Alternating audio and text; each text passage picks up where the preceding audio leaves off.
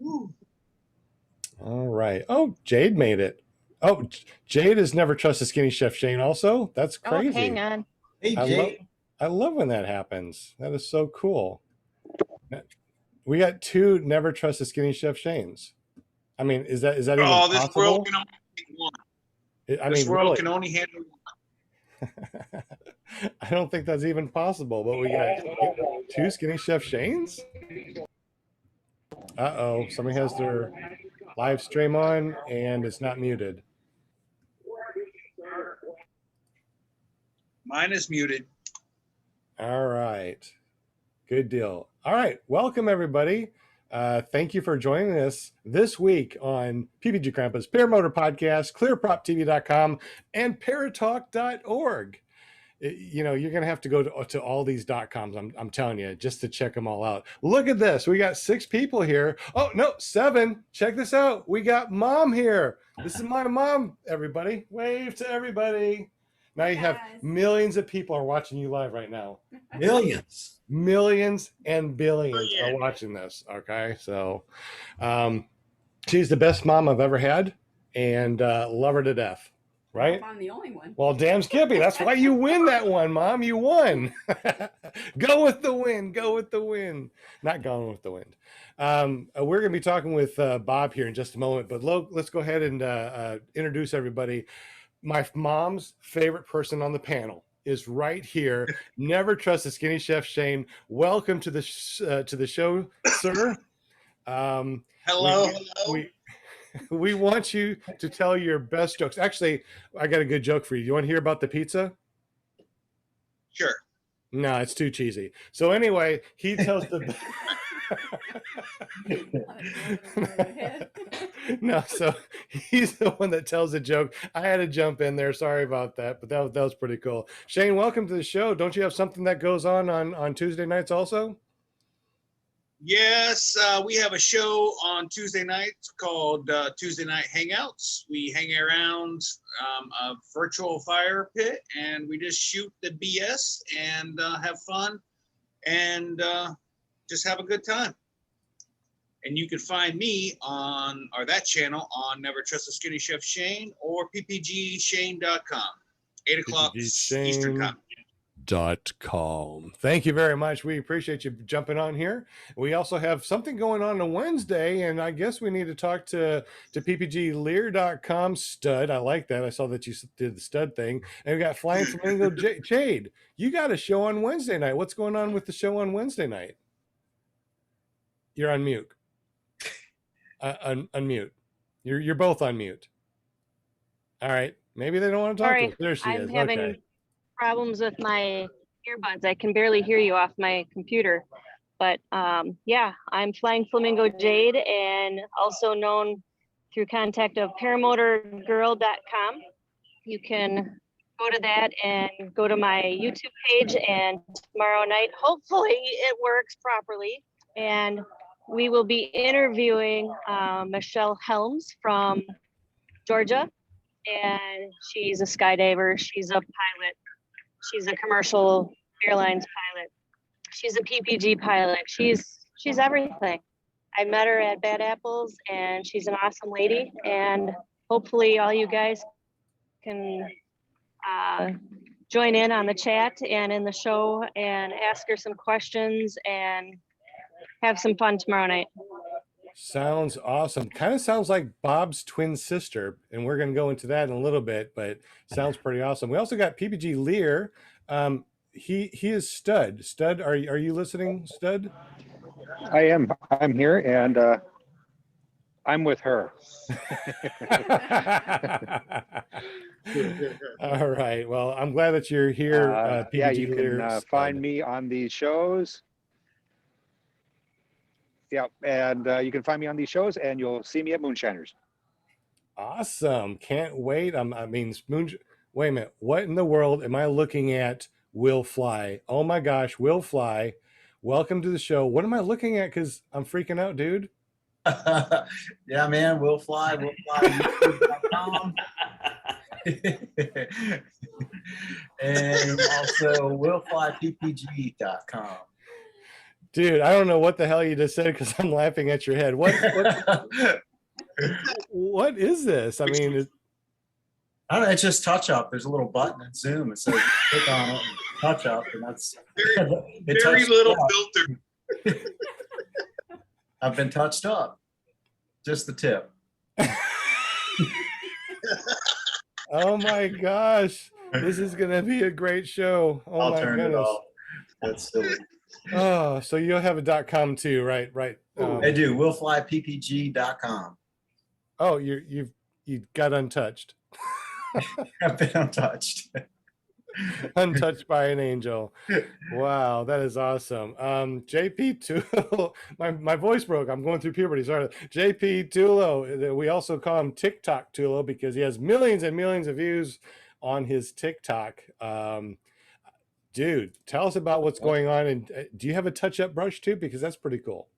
No, I'm looking It's not- for it. I don't see it. It must be on the newest version of Zoom.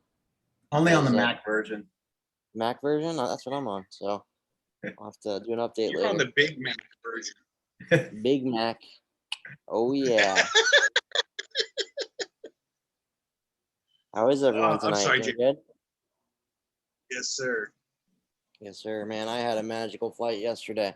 I'm still just in the clouds. It was a great flight. Oh, get this. 4, 5, probably 6 hours. I broke another pool start. No way. How in the world are you breaking these starts all I the don't know. time? It's just absolutely It's really, crazy. it's really. Someone's got to get Sean. Sean's got to stop messing with the filters. We're on a show, Sean. This is a professional show. If you want this kind of shenanigans, you can get it tomorrow night. Man, I tell you what, I'm looking for that filter that he has, but I can't find it. You won't find it. But I tell you what, all these other little filters that are here, I'm digging that. It's really cute. I like that one. That's you. Oh, which one? This one right here? Oh, the other one. Or the That cute one. little. Oh my God. Shane's got the invisible one going there. Oh my goodness gracious. Oh, come on. Crap. I forgot. So- Hold on. So JP Tool, how do we get up with you, dude? Oh, jptulo.com or ppgjp.com.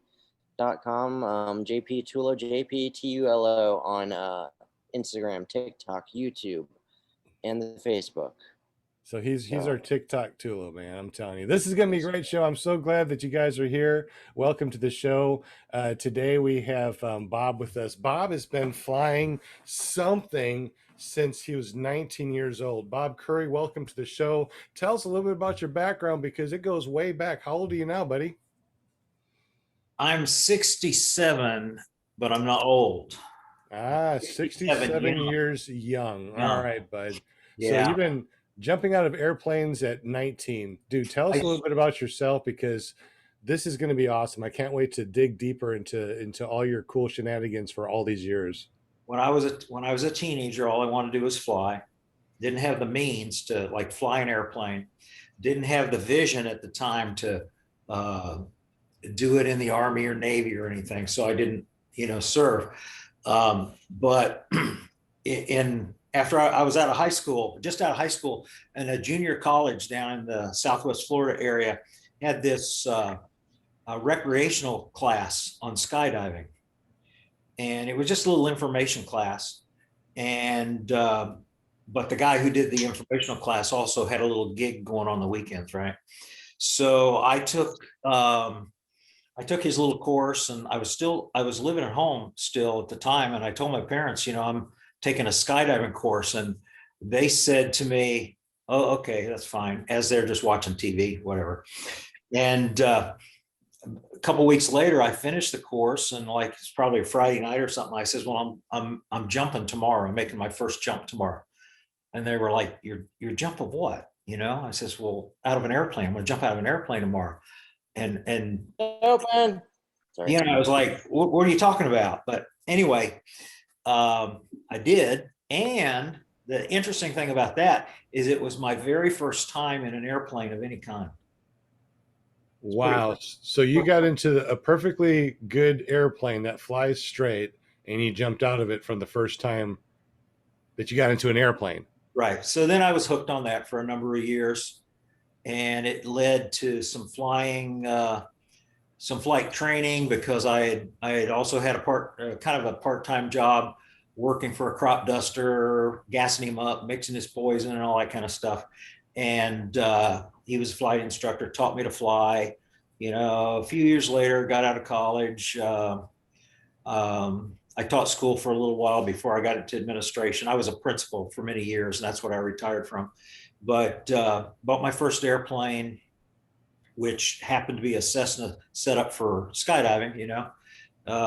Had that for several years. Then I had a Piper, and then I had a Bonanza for 22 years, which I just sold maybe a year or so before I retired 6 years ago. And, you know, I'd seen this over the years. You know, you see, mostly I think what I noticed was, you know, like the powered parachutes on my visits to Oshkosh and that sort of thing. And you know, me and a buddy down here got interested in it. He didn't continue, but I did. And that was, well, I either started 4 years ago or almost 5 years ago, depending on how you look at it. That's my self-training story that we could get into. So you self-trained, but you also went to schools at one time, right?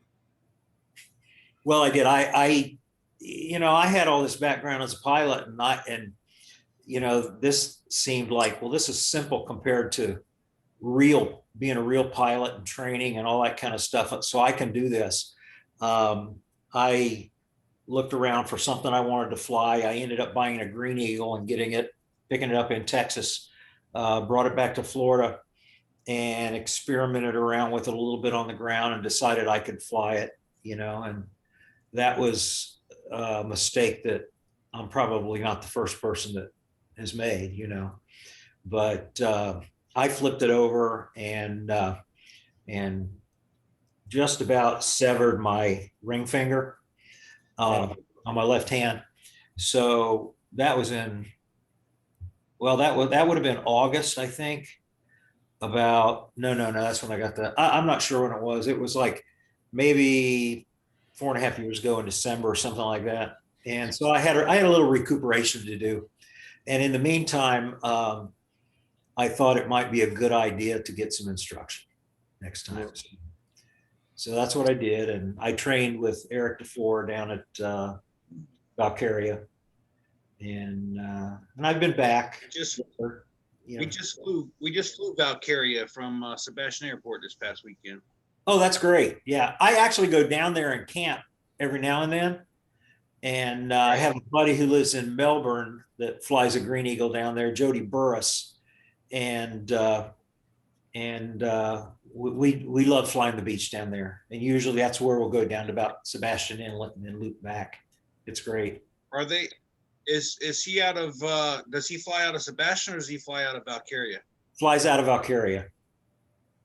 Okay, because there's a couple guys with PPCs that fly out of Sebastian.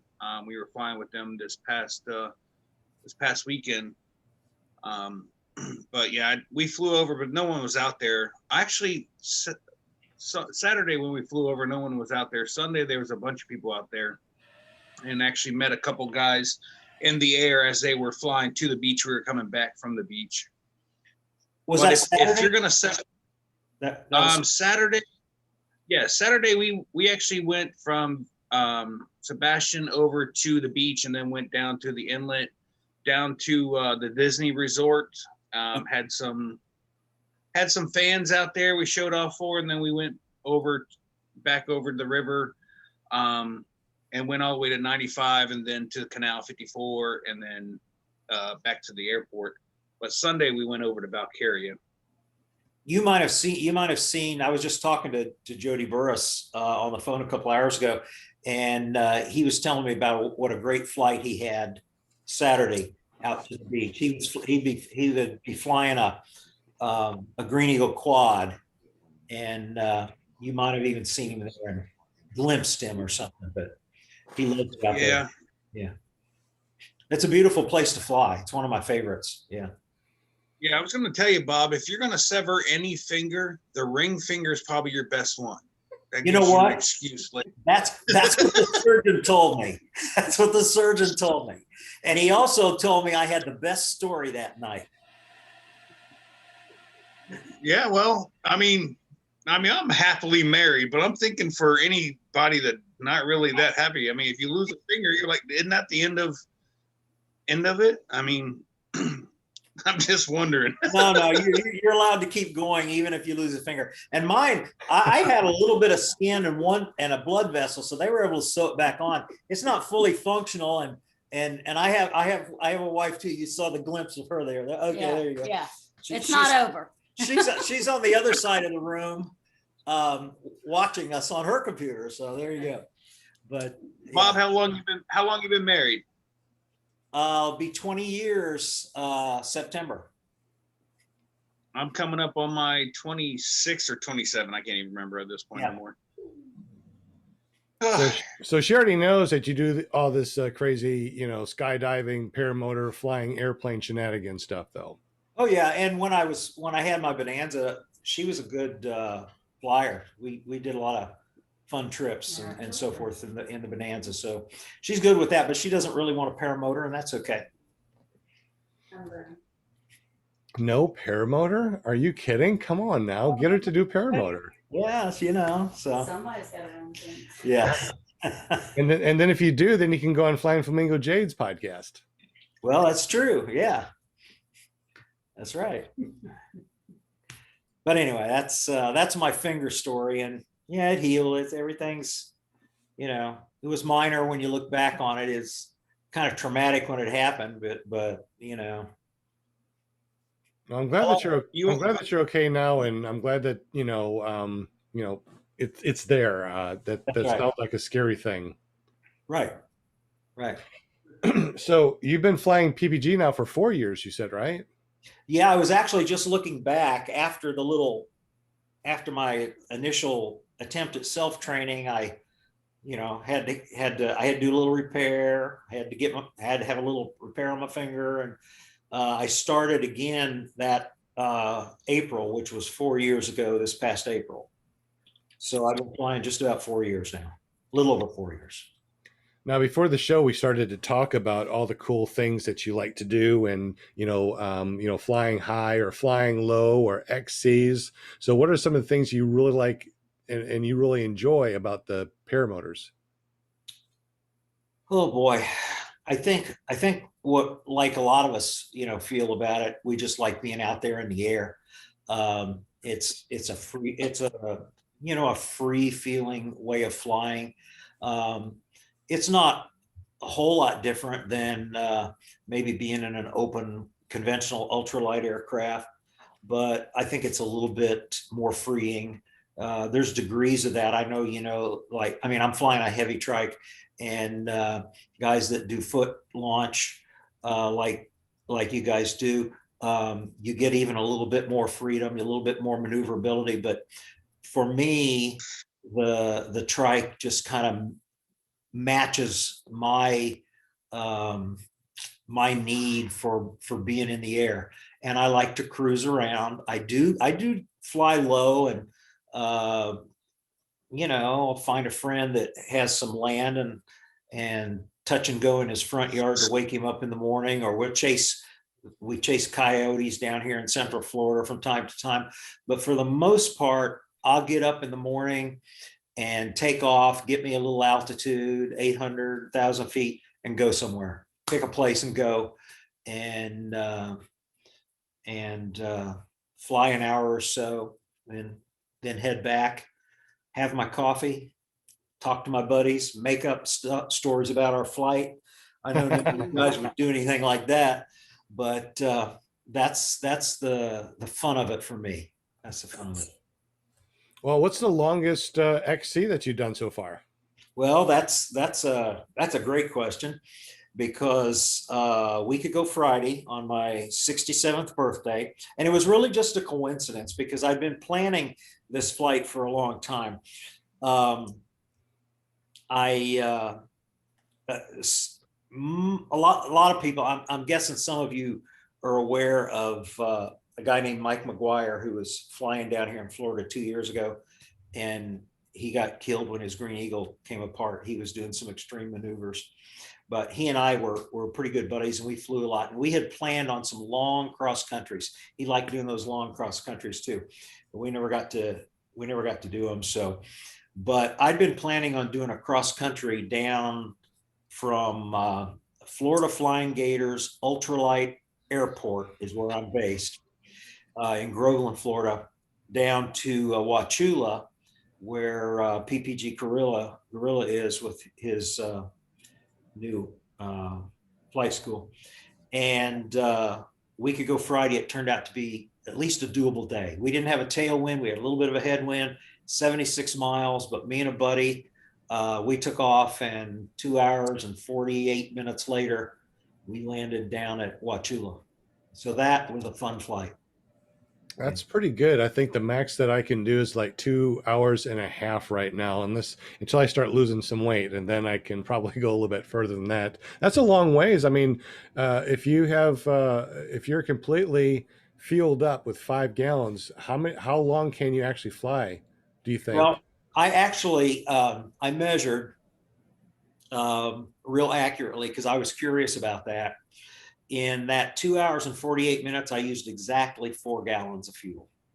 Oh, so you could have gone for even longer. I could have gone even longer. I used 4 gallons of fuel, came out to 1.42 gallons per hour. Now I'm flying a Kohler 4-stroke on my trike, so it's pretty fuel efficient. It's EFI, and so, but yeah, it was a great flight. So that's pretty cool. So your trike has a 4-stroke EFI motor on it, right? With what size prop?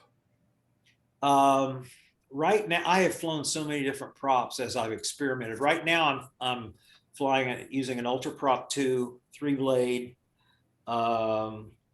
Hey, Bob. 62 inch diameter. Yeah. You said you've flown so many props. Is that your way of saying you've broken so many props? Well, I have broken a couple props. Okay. All right. But I've also, the Green Eagles, if you know too much about them, they're heavy and they don't have a lot of power.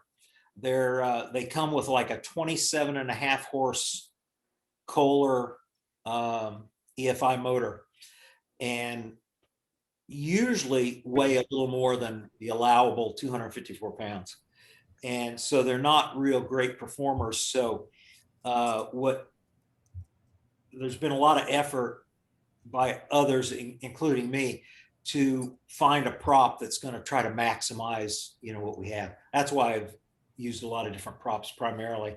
And I still, experiment maybe with something new from time to time. But my formerly 300-pound Green Eagle went on a little diet a while back, and I shed 45 pounds off of it. Oh, so, congratulations. That's awesome. So that was just some modifications I did to make it lighter, making it a trike and putting on a real trike seat rather than that 22-pound heavy seat, things like that, and some other things. But anyway, when I did that, I also had a motor specially built for it that weighed the same as the other motor. In fact, it was basically the same 749cc Kohler, but I had it custom built to 38 horsepower. So I have a trike now that flies like most other trikes, So you said that your prop was 60 what? 62-inch diameter. 62-inch diameter. Okay. That's 62 inches to centimeters? The answer is Why is it always 157, whereas ours are like 125. Yeah. 30. Sean, why is it always size with you, Sean? Well, because I'm a guy, duh. Speaking about size, I would like to say thank you very much John Wayne donating the super chat. You get a free calendar sent to you. Angela Presick, you get a free calendar sent to you. Thank you for the $15. Kent Stamey sent $10 in the super chat. So everybody that donates in the super chat tonight gets a free calendar from ClearProp TV and Paramotor Arkansas. So it's really awesome. Check it out. I'll tell you more about it later. Don't forget Sean or Shane. I'm Sean. Bleh. Whoever. The conditions of Angela's donation were to shout out Girls Just Want to Have Fun on Wednesday nights At paramotorgirl.com. Sean, in the private chat, we have a question from Angela. Okay. Just so you know. Let's see. Was Sean, to my mom right here, was Sean a daredevil as a kid? How do you feel about him flying? Yes, he tried everything. He was always the one that went out and tried to see if this worked or not. And if it didn't, he'd try again, put it back together. And he used to fly those planes that you have the throttle and you get to do it. We went out to great big huge field. And the first thing he did was he put it on and went up and he was watching it. Nothing in there except one pole, and he hit it. I did RC as a kid, and I do drones now, and I like drones better because they don't run into things like a regular RC does. But thanks, Mom. That was awesome on live TV. Thanks, chime in anytime you want to, Wendy, please. Yeah, I think we especially need, more, with stories like we that. need more questions for Mom. Yeah. All right. Yeah, we definitely need more questions for Mom. Like, what is that sticker? What is that sticker right there? PPG Grandpa sticker. I have to take it off. It's a PPG Yeah, Grandpa Hey, sticker. PPG Great Grandma. Yeah, and I got a ClearProp TV sticker. Which reminds me, if you guys want stickers, go to clearproptv.com, fill out the form, say you want some free stickers. We'll send you some free stickers in the mail. Then you can put them on your shirt. I do want to say that you got a wonderful shirt there, Will. It's a very nice shirt you got on there. Thank you, sir. And Same to you. No, And no, PPG no, Pirate? No.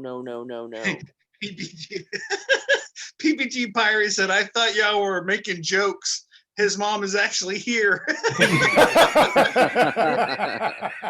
Mom is in the house. Mama's in the house. Oh, and in case you weren't here earlier, my mom, okay, has a favorite person on this panel. It's not me. Yep. Who is your favorite person on this panel? It's got to be Jade. Guy in the Oh. blue Shane. PPG Shane is He her doesn't need that. favorite person. His head is big enough as it is. Don't tell him that. His head barely fits in the window. Come on now. All moms love me. All moms love me. Just so you know. I think she said that the favorite joke was Jack jumping on the couch joke that you said the couple of episodes back. Yeah. Thank goodness the neighbor isn't here and him jumping on the neighbor. It gets really weird when I yell it.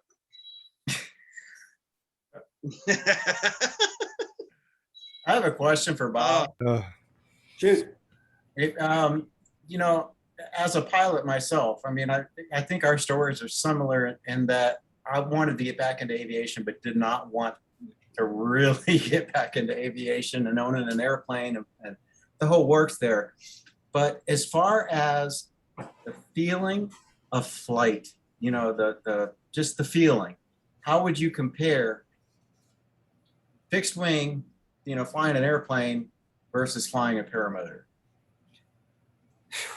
It's hard to compare, really, because I mean, honestly, I loved them both. I wouldn't have been in flying fixed wings for so long, and the plane that I was in love the most with was my V-tail Bonanza. I mentioned I had that for 22 years.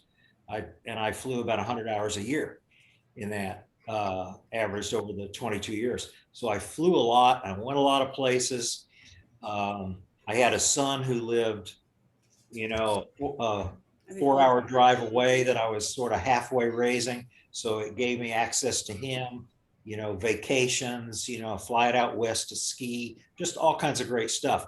But you just kind of enter a different time in your life and you're not doing that. So I didn't really miss having the plane. But as far as the feeling, it's just so totally different.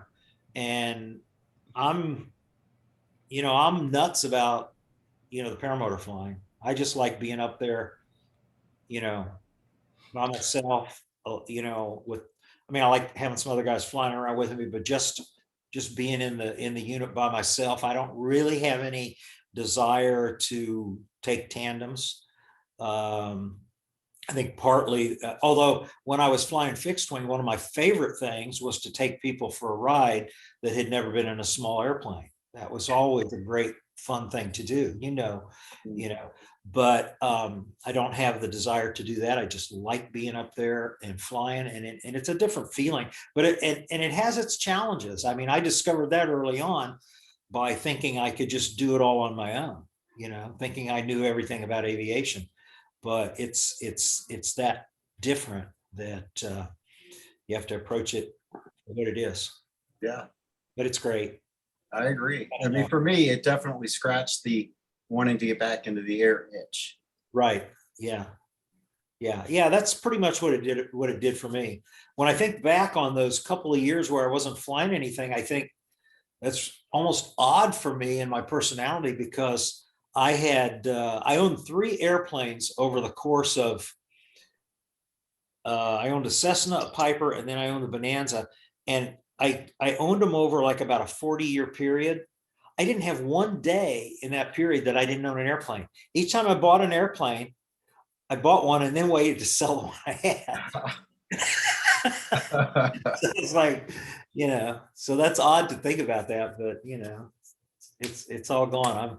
I'm sorry, Sean, I'll give it back to you. This is a really fascinating topic to me.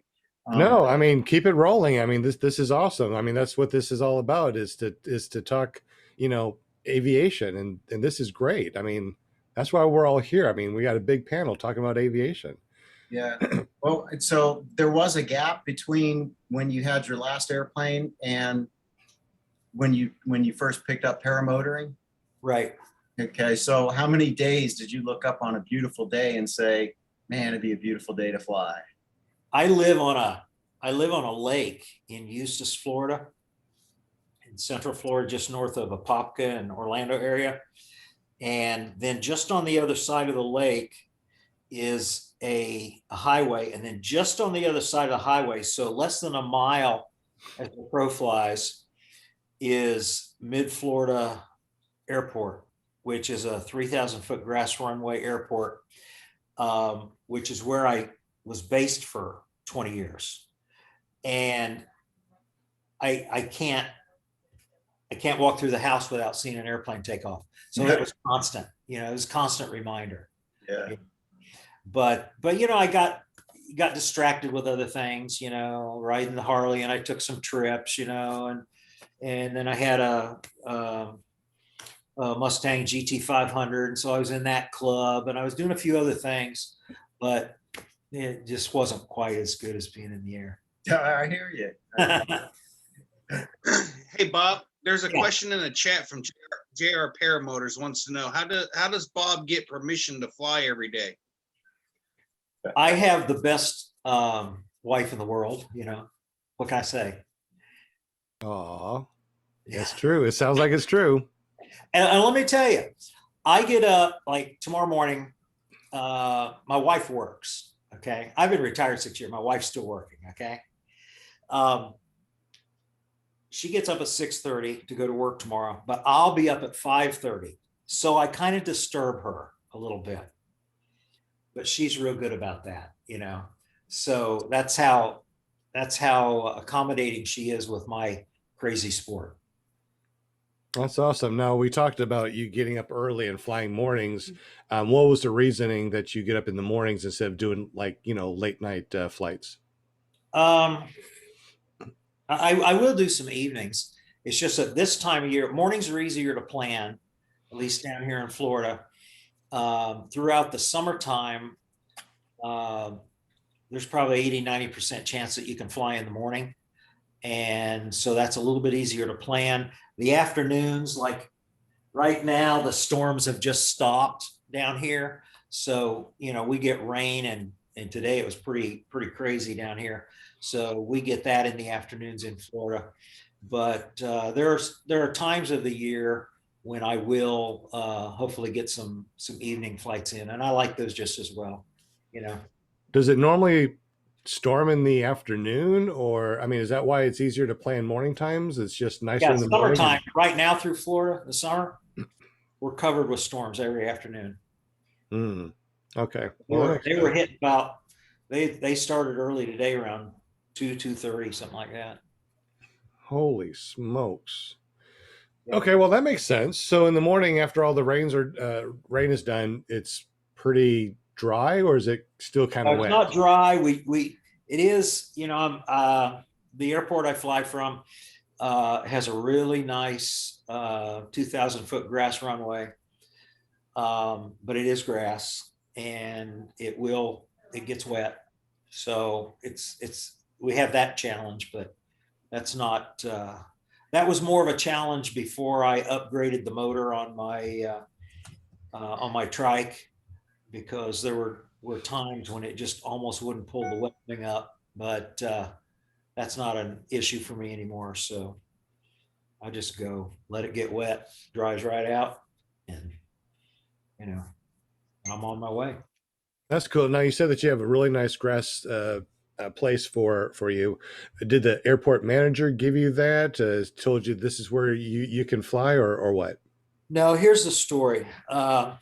It's actually some land in near Groveland, Florida. It's oh gosh, what's the identifier? It escapes me right now. I write it down in my logbook every time I fly. 3FD4, 3 Foxtrot Delta 4 is the identifier for the airport. It's Florida Flying Gators Ultralight Airport. It's a private club, and the club leases the land from some investors that own the land in Orlando, but they have been leasing this property for 30 years. So it's been around a long time. Apparently, before I started flying there, they had some paramotor flyers using it occasionally, and they kind of kicked them off. They didn't like the way they played around the airport, I guess, for whatever reason. There's some stories on that. But anyway, so they had banned paramotor, but I didn't know this. I just found out about the airport and approached them, and I guess they thought they would give it a try again. And so since then, we have several paramotor people who are members of the club. It's a private flying club. I mean, I can invite guests, but it's basically private club. You got to join the club, if you want to fly, and you got to come to a meeting and say, I want to join the club. But it's a very, very nice, place to fly. Has hangars. Yeah, it's a great spot. That's awesome. Yeah, I went and approached our airport manager, and gave me a nice area inside the gate, gave me a gate code.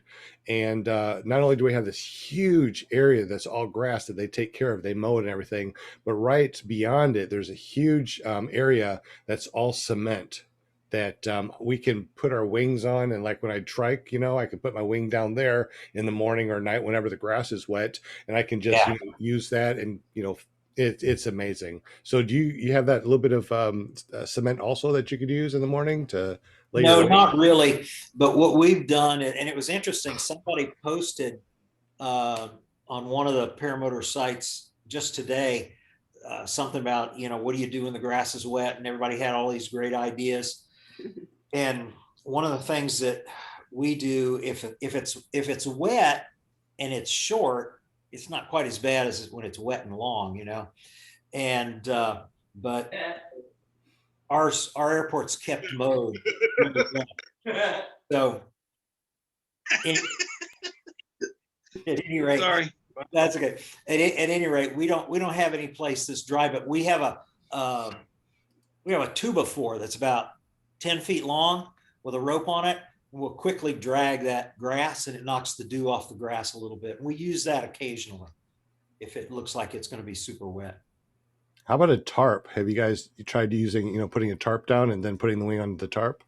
Well, yeah, the only problem with the tarp is we're doing this right on the runway, and then we take off and the tarp is still there. Oh, I see. Any Okay. of the ultralight aircraft want to come in to land, the tarp is kind of in their way. Gotcha. Okay, I understand. I saw something on Facebook where this guy has been carrying around legit a billboard sized tarp. I saw that. Did you see that? Yeah. It's like the size of 2 wings, and he laid it out. He said he finally got to use it and it worked well. That just seems like a lot to carry around, you know. I don't want to carry my wing around, let alone a tarp that weighs a lot more than my wing. Yeah. I have one of those, JP. Do you? Yeah, it's actually a billboard, what they use to cover it. Really? Yeah. Huh. Yeah, and it is kind of hard to. Is it heavy? Haven't used it yet because the only time I would use something like that would be for a morning flight, and I don't fly in the mornings. But I mean, I've got a tarp to throw over my motor if it starts raining or something, but I don't have a huge. I just lay it out carefully and go for it. Yeah. Well, I mean, there's no doubt it's overkill, and it definitely works. I mean, it can't help but work. Absolutely. So it's what are you willing to sacrifice, Right. Yeah, if it's wet outside. Go ahead. I was just saying, what you're willing to handle. Will. Shane made a funny. Hey, the guest laugh. That's all that matters. Move on. Hey, the mom laughed too, so obviously you did good. Oh, well. You know she keeps doing bunny ears behind your head, don't you? I hope she is. That's the best part. Do bunny ears, Mom. Do bunny ears behind my head. Do bunny ears behind my head. I got bunny ears. Oh no. John, why is he only using one finger to give you the peace sign? I get that all the time. I don't know. I think it's maybe I really love you. Maybe you're her number one son. That's what it is. I don't know. Well, I guess I got the oldest part, but maybe not the number one, but I'm the oldest one, so whatever. Look, I have real bunny ears. Yay. Oh man, that's cool. TikTok Tulo, there you go. Mm-hmm. Put that on your TikTok. You can do that, He's being bunny. Really, really bunny. I can tell you right now, Will has never experienced a wet wing from morning dew because he doesn't get up in the morning to fly. Oddly enough, so yes, I have. And I failed my first 2 launches trying to get that daggone wing off. I mean, it was soaking wet. That's the one and only time I've ever, done a morning launch. And that's why I have a trike, because morning times when it's wet like that, a trike is amazing. For everybody that thinks trikes are just good for old people that can't, walk. Of course they are. Well, it is, but man, I tell you what, in general, I mean, I love to foot launch in heavier winds. Heavier winds, it's great to foot launch. You can almost foot launch anywhere, especially when you do a reverse and you take off, you're kind of like doing an elevator all the way up. And when you come in for landing, you're kind of doing an elevator all the way down to the ground. That is fun. Don't try it on a trike. Wait a minute. Bob, have you ever done anything like that on a trike? What's your maximum speed of the wind? Do you go out like your winds and gusts? I go out early, so I rarely have a whole lot of wind to contend with. 5 or 6 mile an hour is probably the most I've ever taken off in. Although because we have one long runway, we don't, at my home field, I often can't line up into the wind. So I've, had to learn to cope with a little bit of crosswind on takeoffs. But if it's just a few miles an hour, it's not so bad. Yeah. I do have one quick question. Since you are a trike flyer for such a long time, I got that little extending trike that I can put on my foot launch. So it's not like a big, trike. I mean, I've flown the big trikes before. They're a lot different than these little short ones, because I can really do a quick, left and right and adjust that kite above me. When you're in this bigger, longer, heavier 4-stroke, EFI motor, and you get the wing up, it's a little bit crooked. How difficult is it for you to get underneath of it and correct that wing, or do you have to drop it and reset? No, I would say it's not all that difficult. I mean, I still have pretty good, steering, and I've just never thought of that as an issue. But it may be because I've not flown the real light ones like you're flying too. If I did, I might find that, oh yeah, this is a little easier, but it's just what I've kind of grown with.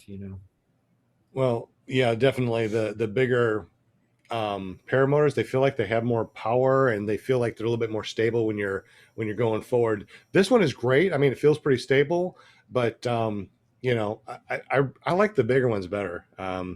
They seem to be more stable, but this is more maneuverable. So I guess it depends on what you really want. Hey, Mom, what's this? You got a new one? What is this one right there? Dragon Campers. See, she's got a Dragon Campers, and there's a PPG Zone. Oh my gosh! Speaking about PPG Zone, we got somebody in the chat here now that runs PPG Zone. We're going to chat with him in just a moment after we're done talking with Bob. Bob, I know that we said that we're going to chat with you for 45 minutes and wrap it up so you're done by 8 o'clock. Is there anybody in the chat, anybody on the panel that has any questions for Bob? Any interest in an SIV, Bob? Not really. Yeah. I'm wondering how many people out there that fly trikes and trikes only has ever taken an SIV or thought about taking an SIV. Let us know in the chat. Thanks. Any other questions for Mr. Bob before we have to wrap this up and let him go back so we can get some sleep and get out early in the morning at 5:30 in the morning? Yeah, I decided that I'm going to come up with I've come up with a new name. Oh yeah? Thanks to meeting Will on here today. Yeah. My new name is going to be Will Get Up at 5:30.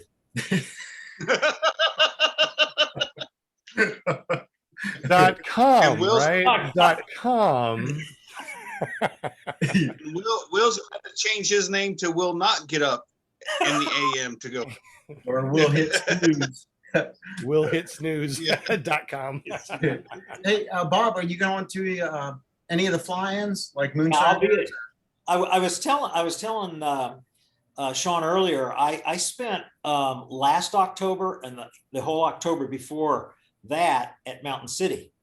My family was vacationing in Boone close by. Well, I was staying in Boone close by, but I kept my gear at Mountain City. So I've done a lot of flying there, and I will be at Mountain City. And after Moonshiners, I'm going directly to Hillbilly. Then after Hillbilly, I'm going directly over to Central Indiana flying. So I'll be gone almost a month. Well, we'll see you at Moonshiners. Yeah, that'd be great. Be looking for you guys. Absolutely. You can try my trike. All right. See if you like it. All right. Hey Bob, Tony has a question for you.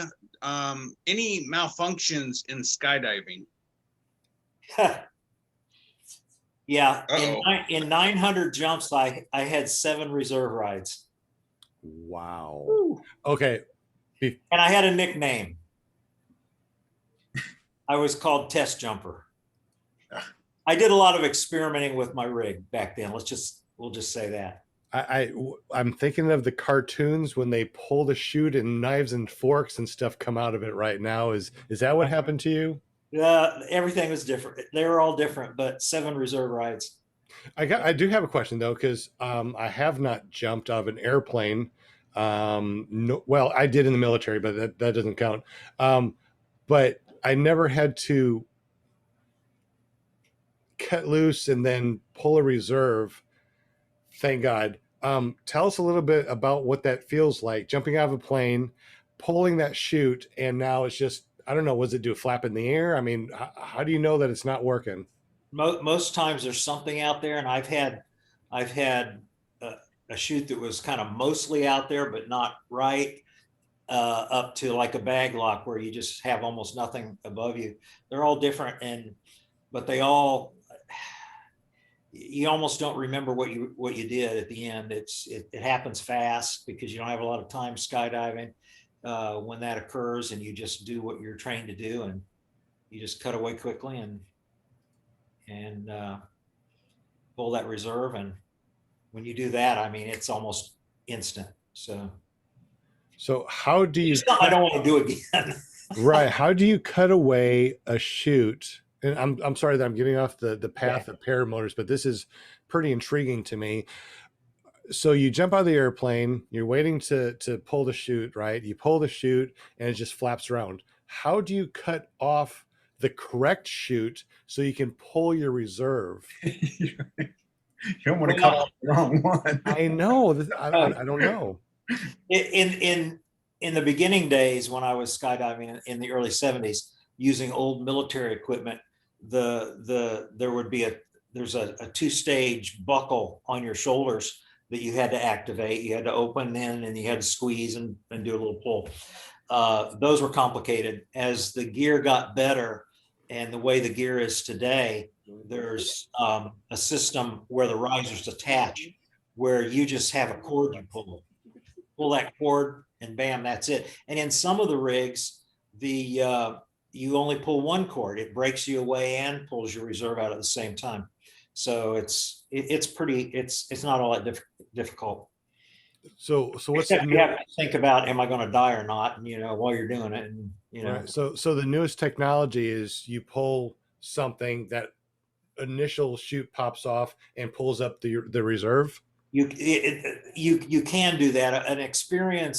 Most experienced jumpers still prefer to do the cutaway first, and then do the deploy the reserve afterwards. But they do have some safety, more simple rigs for people who aren't quite as experienced. I thought it was all one motion, like as your original chute cuts away, it pulls out the reserve. There is that system. But not everybody uses that system. And then of course, most people these days, and I didn't do this when I was skydiving, because I haven't, been skydiving for probably about 20 years. Most people these days have automatic opening devices on the reserve chutes that sense altitude and rate of descent. On your... Yeah. Do you fly with a reserve? Yeah, I do. Okay, so do you repack your own chute? I do. I'm actually a licensed rigger, so I repack other people's as well. Okay, well, and the reason I'm asking is where I fly out of, there's a skydiving school, so there's always a lot of activity there. Would they be able to repack a PPG chute or like a reserve? Yeah, they would. Okay, I've never asked them that, but that would be like super convenient. Yeah. Hey, Bob, while you're at Moonshiners, you want to repack my reserve? I'm just saying, because it's over a year old now, so it's ready to be done. Where are you going? I need to do that? Where are you going after Moonshiners? Well, it's really hard to pack one out in the open. Yeah. I mean, the tiniest little breeze, and just makes it really difficult. So unless there was a place, I mean, it's possible we could pack it inside the hangar. What kind of reserve do you have? I think it's a round one.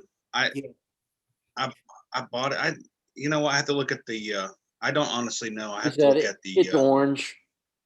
It's orange. Yeah, I don't even know if it's orange. I've never even looked at it. It came in the package. I put it on and I've never opened it since. It's been a year. Oh, okay. Mine's still in my car. That's in case your car goes too fast. Great place to keep it. Always handy.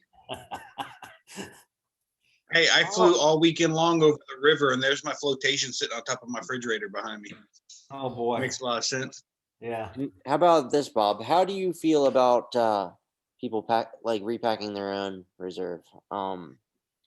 I've heard that they have repacking parties like over in Europe and stuff, where they go and they throw their chute in a gym, and then everybody just repacks their own, and they show you how to do it, and it's not that hard. And I've seen a video on how to do it on mine, and parts of it look, very specific, but other parts of it not so much. And then I read at the end, like the smart thing to do is after you get it all nice and neat, you're supposed to ruffle it up real, like a little bit before you put it in the diaper, so that it's not all smooth, so that it has more air to catch, if you have to throw it.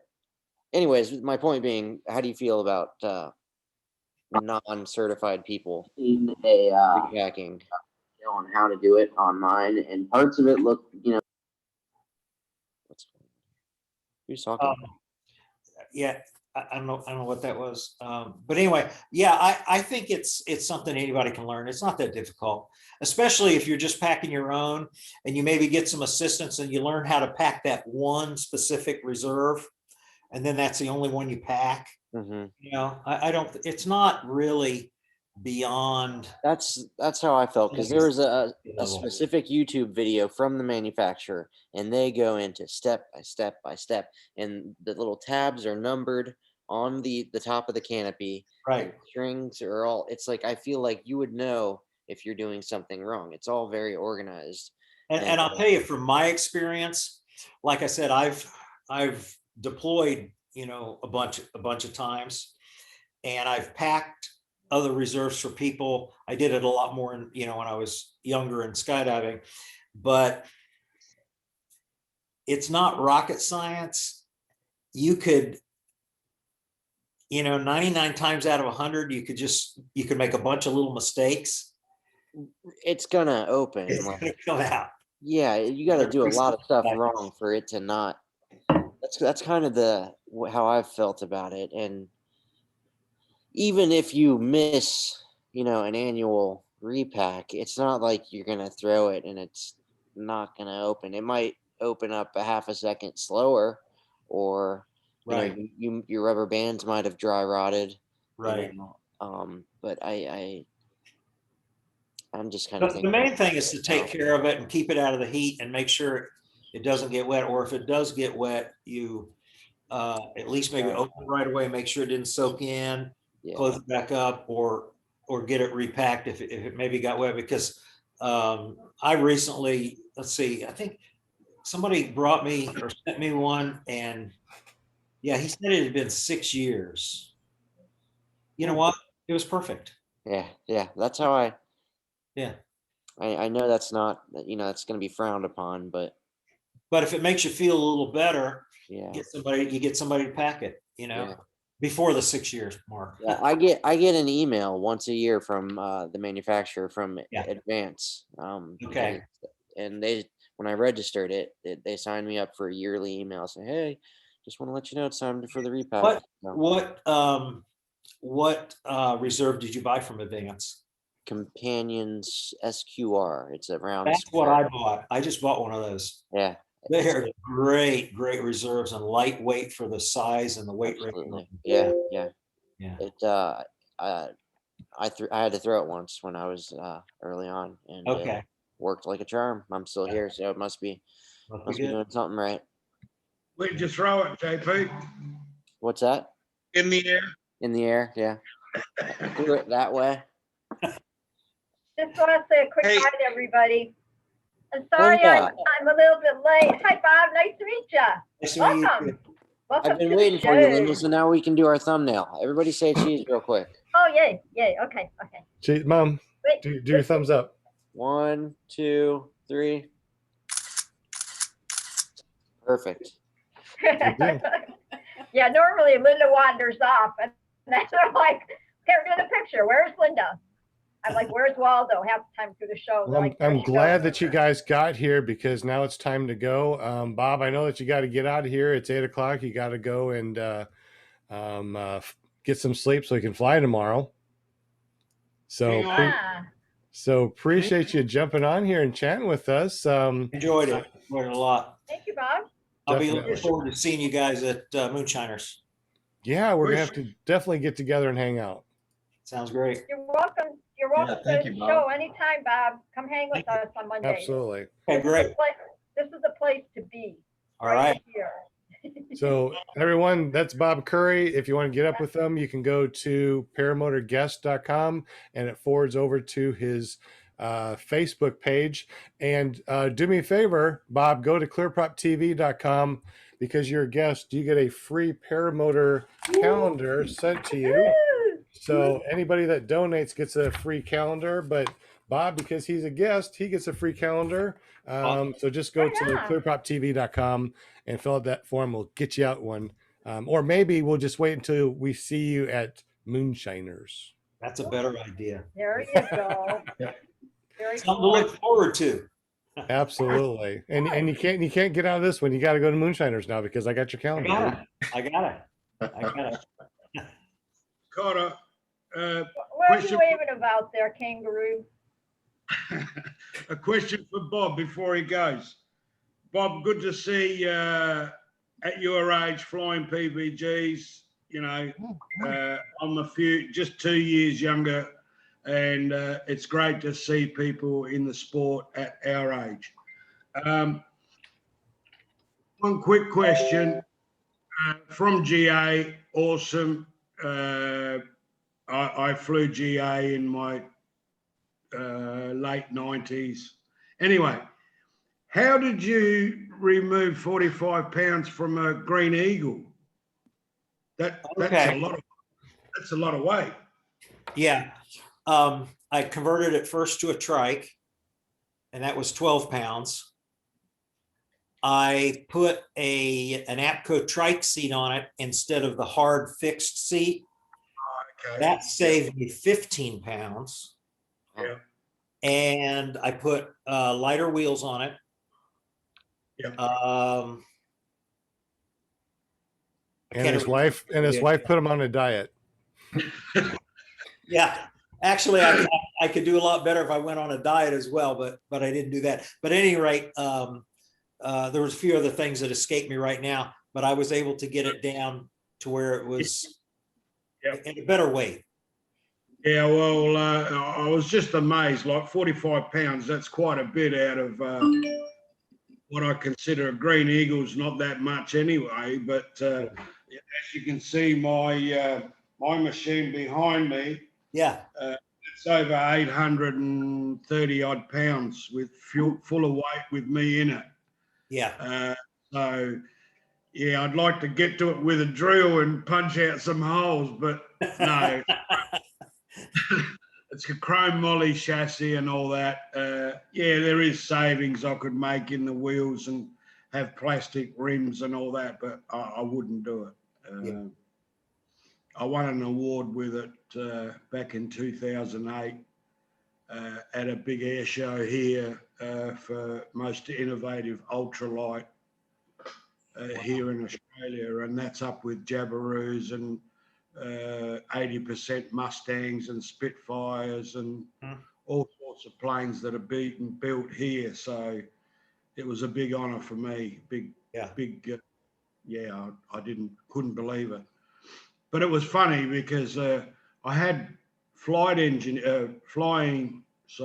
aircraft engineers, because I had it behind a barrier and they wanted to come inside to have a look. And then it all clicked later when I won the award and that. So some of the things they said were like, wow, we can't believe your welds, because it's all TIG welded, chrome molly, and plus bodywork is aluminium and fiberglass front and so on. So it was a bit of an honor to win that award, which shocked me as well. Just wait.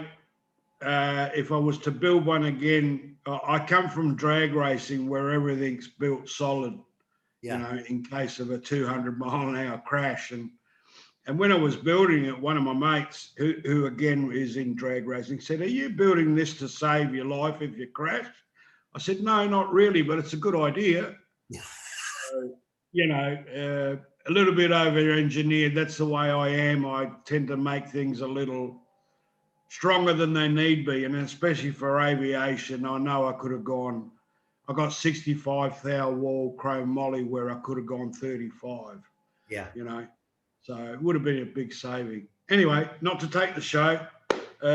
Great to meet you. Nice to meet you as well. Yeah. Cheers. All right. Back to you. Thank you very much, Bob. Go ahead and get some sleep, and right. we appreciate your lovely wife to let you get out there and do all that stuff. Anytime that you want to, get up with us and hang out anytime. I'll do it. Yeah. Thanks, Bob. Have a Very good one. enjoyable. Appreciate you, buddy. Thanks. You guys take care. See you at Moonshiners. Yeah, I'll be looking. Definitely. See you at Moonshiners. All righty. Yeah. Thank you, Bob. Bye. All righty. So Hey, now we have the hey, Sean. official after show, guys. The after Sean. show. Yes. So the nice thing about flying out of Sebastian Airport, you get to see several things that you don't normally get to see out of an airport. One, it's a 10-minute flight over to the beach. You can go north or south from there. The other cool thing is, it hasn't happened to me yet, and I hope it doesn't, because I don't mind after I put all my equipment away. But Sebastian is the Sebastian Airport is one of the largest jump schools, or not, where they do all their skydiving out of there. It's really cool. You're sitting there, you see the plane go up, and then a few minutes later, you hear wings opening up above you. Look up, and there's 10, 15 skydivers coming down. It hasn't happened to me yet where they're in the air coming down at the same time I'm in the air, which that's why I try to end my flight before 9:30, because those guys start flying about that time, or falling about that time. But it's pretty cool to sit there and watch them right at the LZ coming in. Those guys coming in just hot, dude. Their wings are just tiny, and they're just I'm glad we don't have to do that, because a lot of them guys don't land on their feet. It's a lot of butt dragging. So you're saying that the next time that you're out there, bring a video camera of some sort that has good audio. I would love to hear the chutes opening up with you being on the ground. I've never heard that before. I think, let me see if I still have it. I did videotape.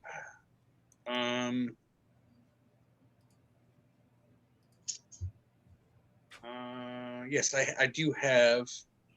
But I think I was talking during it, though. That's the problem. My next video. Are you talking about the sound that chutes make when they're after they've been open? Yeah, but when it's 10, 15 guys opening up almost at the same time, it's an amazing sound. It's pretty cool to watch. I mean, you're looking up in the sky, and every now and then, if the sun is right or the clouds are right, you can actually see them falling out of the sky, and then you just see their chutes open up. The other cool thing about flying out of Sebastian, if one of these guys end up having to throw their reserve, their container and their wing go flying off, floating somewhere else. And guess who they asked to go find those? I fly with a guy out of there who has been paid for his troubles up to $1,000 to recover a wing. A lady had lost her, had to throw her reserve, and her wing floated off into the preserve.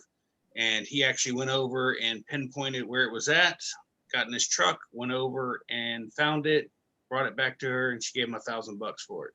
Holy smokes. Well, those wings aren't cheap. It was a brand new wing. He's gone and found a container that floated off. He actually found it, went and got it, and was paid, I think, $200 for it, for his troubles. So I don't mind hanging out for an extra 30, 40 minutes, a couple classes or a couple people groups go and jump. Because if they say, hey, can you go help me find this? Well, I can't ask for money, but I appreciate if I got some. Oh, man. That's very interesting. I do like flying out of Sebastian just for that simple fact of it could be profitable for your troubles if you were to locate. We actually flew from the compound over to where the heck were we? Oh, we went over to Valkyria Airport. Apparently one of the RC guys lost a plane over there, and we circled around there for a while. Didn't find that RC plane, but we found another RC plane and dropped a pin on it, and they went and found it. So I mean, out of the compound, the cops have asked over the years people to go out and help look for cars that were left out there or a car that's missing. And as far as I know, I've never done it or had anybody ask me to go do it, but apparently there has been several cases where the police have asked for our help out there. That's pretty neat. I wonder, anybody else on the panel have police or anybody ask you to go fly and see if you can search and find something? Yeah, we did at our club, asked by the police to go out and find marijuana crops. And then you stop real quick, gather a couple up to make sure that they're really marijuana, and you fly away, right? No, we said no, because most of those guys, especially like the, big plantations, would have guns, and we don't want to get shot at. So we told them to stick their idea. Yeah, that sounds dangerous. Walter doesn't do foot drags over top of marijuana plants. He does hands. Interesting. I'd like to say hello to Mrs. Sean Robbins' mum, Sean's mum. Hello, thank you very much. He's Walter from Down Under. He's actually in Australia. So he's actually upside down. He has to turn his camera like that so it looks normal for us. That's right. My laptop's down. And Shane, did you see my comment the other day about your flying? You said, "How does it look?" And I said, "Bit hard upside down." Yeah. Hey, look, everyone. I'm Walter. How's everyone doing tonight? There you go. I was going to do that, but it's on my Mac, and I don't want to try to turn my Mac on. That'd be no good. John, Hey, I just realized that there's someone in the chat we need to be talking to right now. Yes, And there he's- is. I he's- invited him over here because he is very special and dear to our hearts. Cody? Come on. Cody, there you go. He woke up. Oh, Cody. What's Hey, up, guys. man? How are You're y'all like, doing who this is evening? that guy down there? Doing good. If you don't know, this is Cody Bach. He's the one that is promoting our moonshiners and giving us special. Wait a minute, I'm not supposed to say that. And he's going to make sure that the Clear Prop TV people, are taken care of. So, no, I'm not supposed to say that. No. So, anyways, he takes care of everything, but not us personally. So, forget what I just said. Welcome, Cody. We appreciate you being here, buddy. Yeah, I always enjoy watching the show. And it's always nice when you jump on. I know that there might be a couple of questions about the moonshiners. Anybody that's in the chat right now, if you're going to moonshiners, let us know that you're going to moonshiners. And if you have any questions for Cody, shoot, now's the time. I've got a question. No, not Cody, you, Kangaroo. Is Cody the man responsible for the PPG zone? Negative. Oh, sorry. I can't. How are the mosquitoes there? So we've never Or had a not. problem. Yeah, we've never had a problem with mosquitoes there. Really? We're at about 1,000 feet elevation here above sea level, and in Mountain City, I think it's about 2,100. So I know it's kind of the hottest time of the year to have a flying. Yeah. And it's something we've never really had a problem with either, especially at nighttime. Is it being hot at night or mosquitoes? So you're going to need a blanket at night, most likely. Really? So Really? you're not going to sweat at night, Yeah. I promise. We don't run generators at night. I open the windows on the camper. If you're tent camping, it's really nice. So, Cody, I did look up the Farmer's Almanac for that temperature that time of year around at Mountain City this time of year, and it said highs of 81, lows as low as 59. I just look at the 10-day or 15-day forecast, and it's high of 81 and low of 63. So, Nice. I mean, 63 degrees at night is pretty nice. And since the Mountain City is kind of in a valley, correct? Yeah, so like in the mornings when you launch, If it's not real foggy, you can kind of find a hole and spiral up, and it's definitely magical. I typically fly with pants in the morning. It's kind of humid until the fog kind of burns off. There's times when you don't fly with pants on. I was thinking the same thing. I mean, I'm not saying I haven't, but I hate pants. Hey, imagine that TikTok, Tulo. Just let it all hang out. Just like, oh God, Sean's mom's here. Sorry. No. This is good. I'm glad it's the after show, and Mom loves this. This is great stuff. It's funny. So Cody, being in a valley, the sun comes up later and sets earlier, correct? Because we're in a valley there. Well, I'm not 100% sure on that. I've never really paid attention to it. I just know we get a lot of flying hours in the morning and in the evenings. I never really paid attention to the sun direction. So, yeah, it's never been an issue in the past. You just fly. So things that we learn.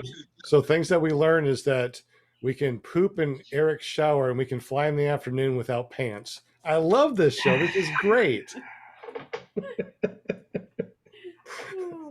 Oh my goodness. All right. How many of you guys are going to Moonshiners, by the way, that are on here right now? It better be everybody except for Walter.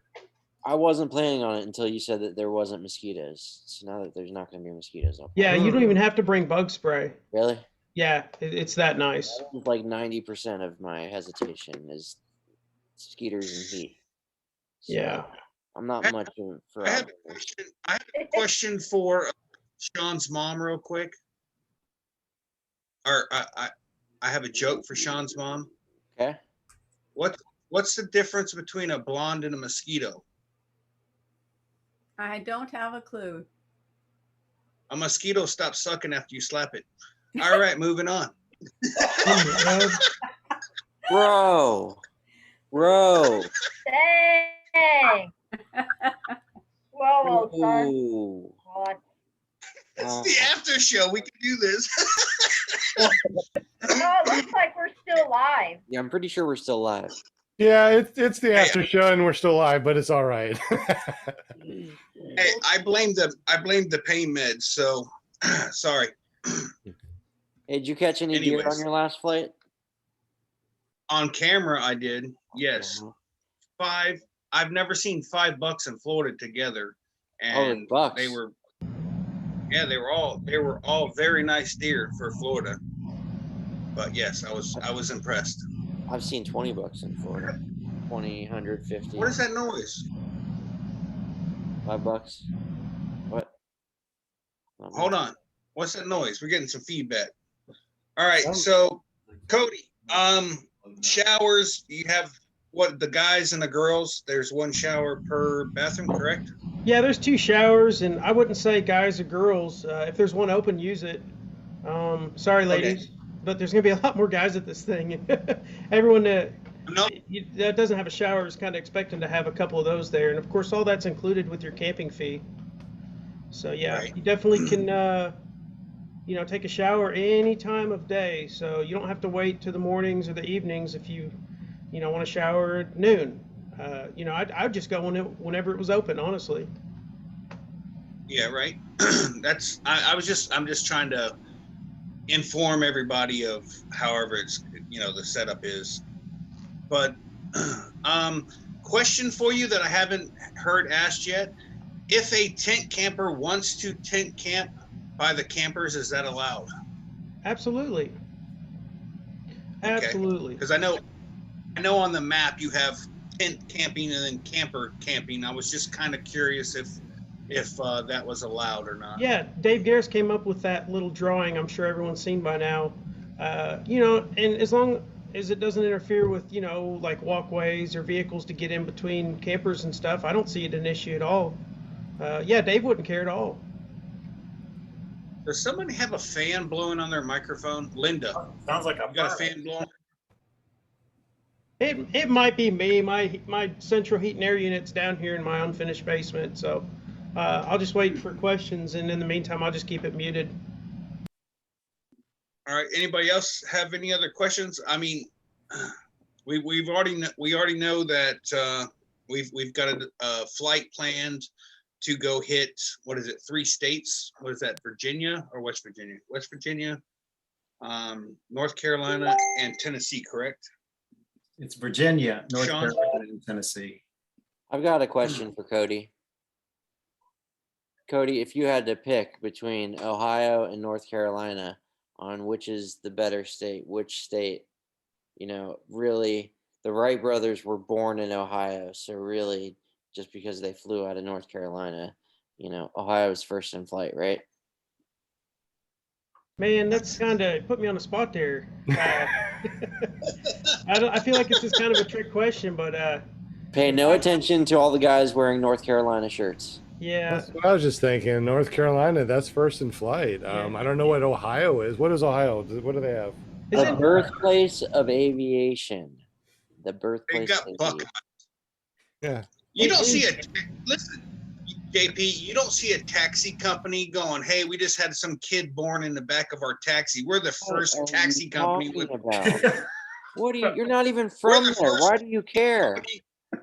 With the baby that was born in the back. We're the greatest. No, if that baby grows up and becomes a astronaut, that's impressive.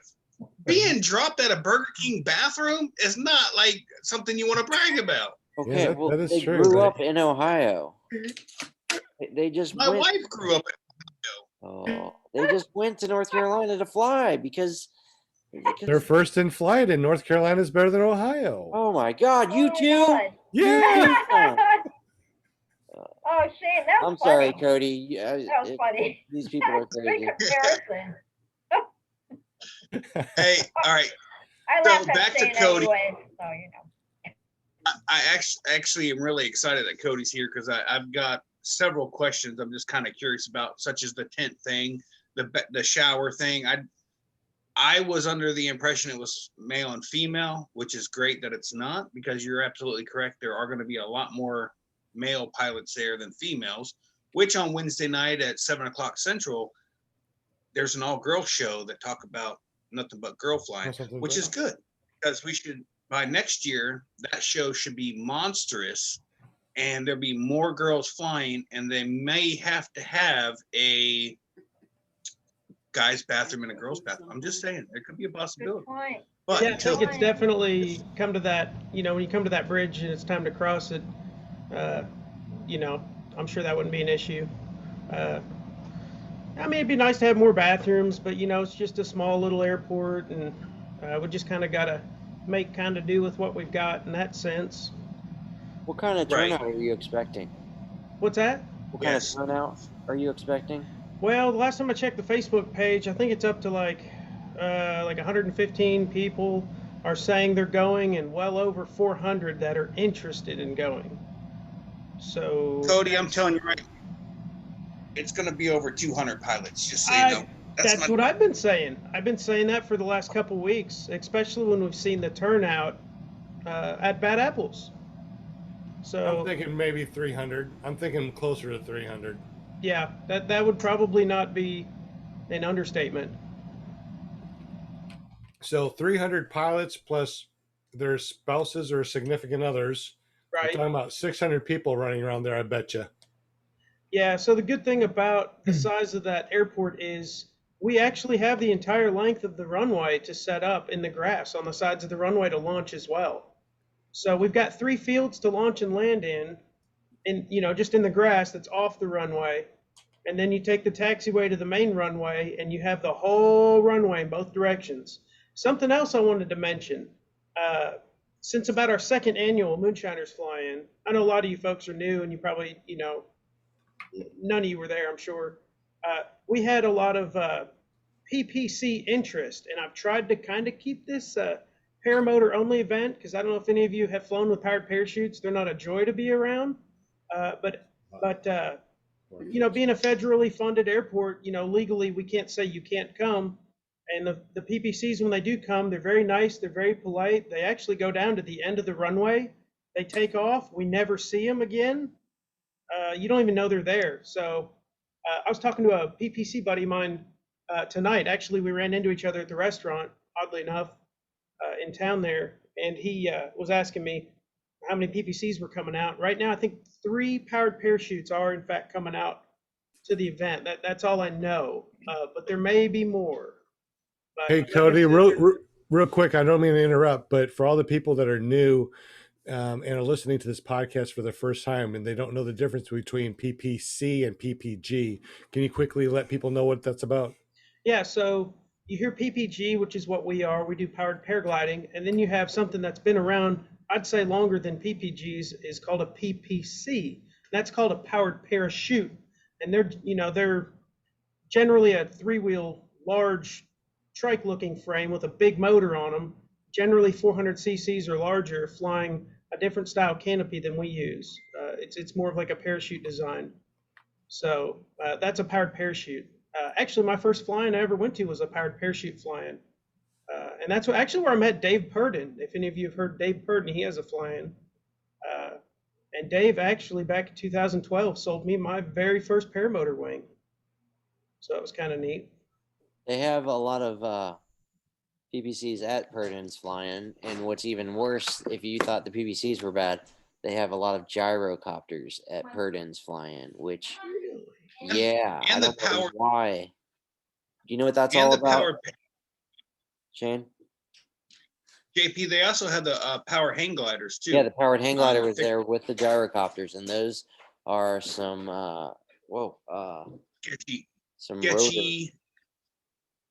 So when you're talking about coming into land on a PPG, you're doing 20, 25 miles an hour before you flare or whatever it is.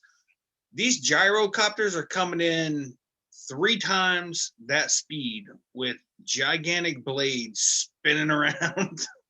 I was so glad to be on the ground every time one of those landed or took off. I was like, dude, there's just no way. Giant rotor factories, like it's none of my business why they allow them, but I don't think it's right just for the safety factor.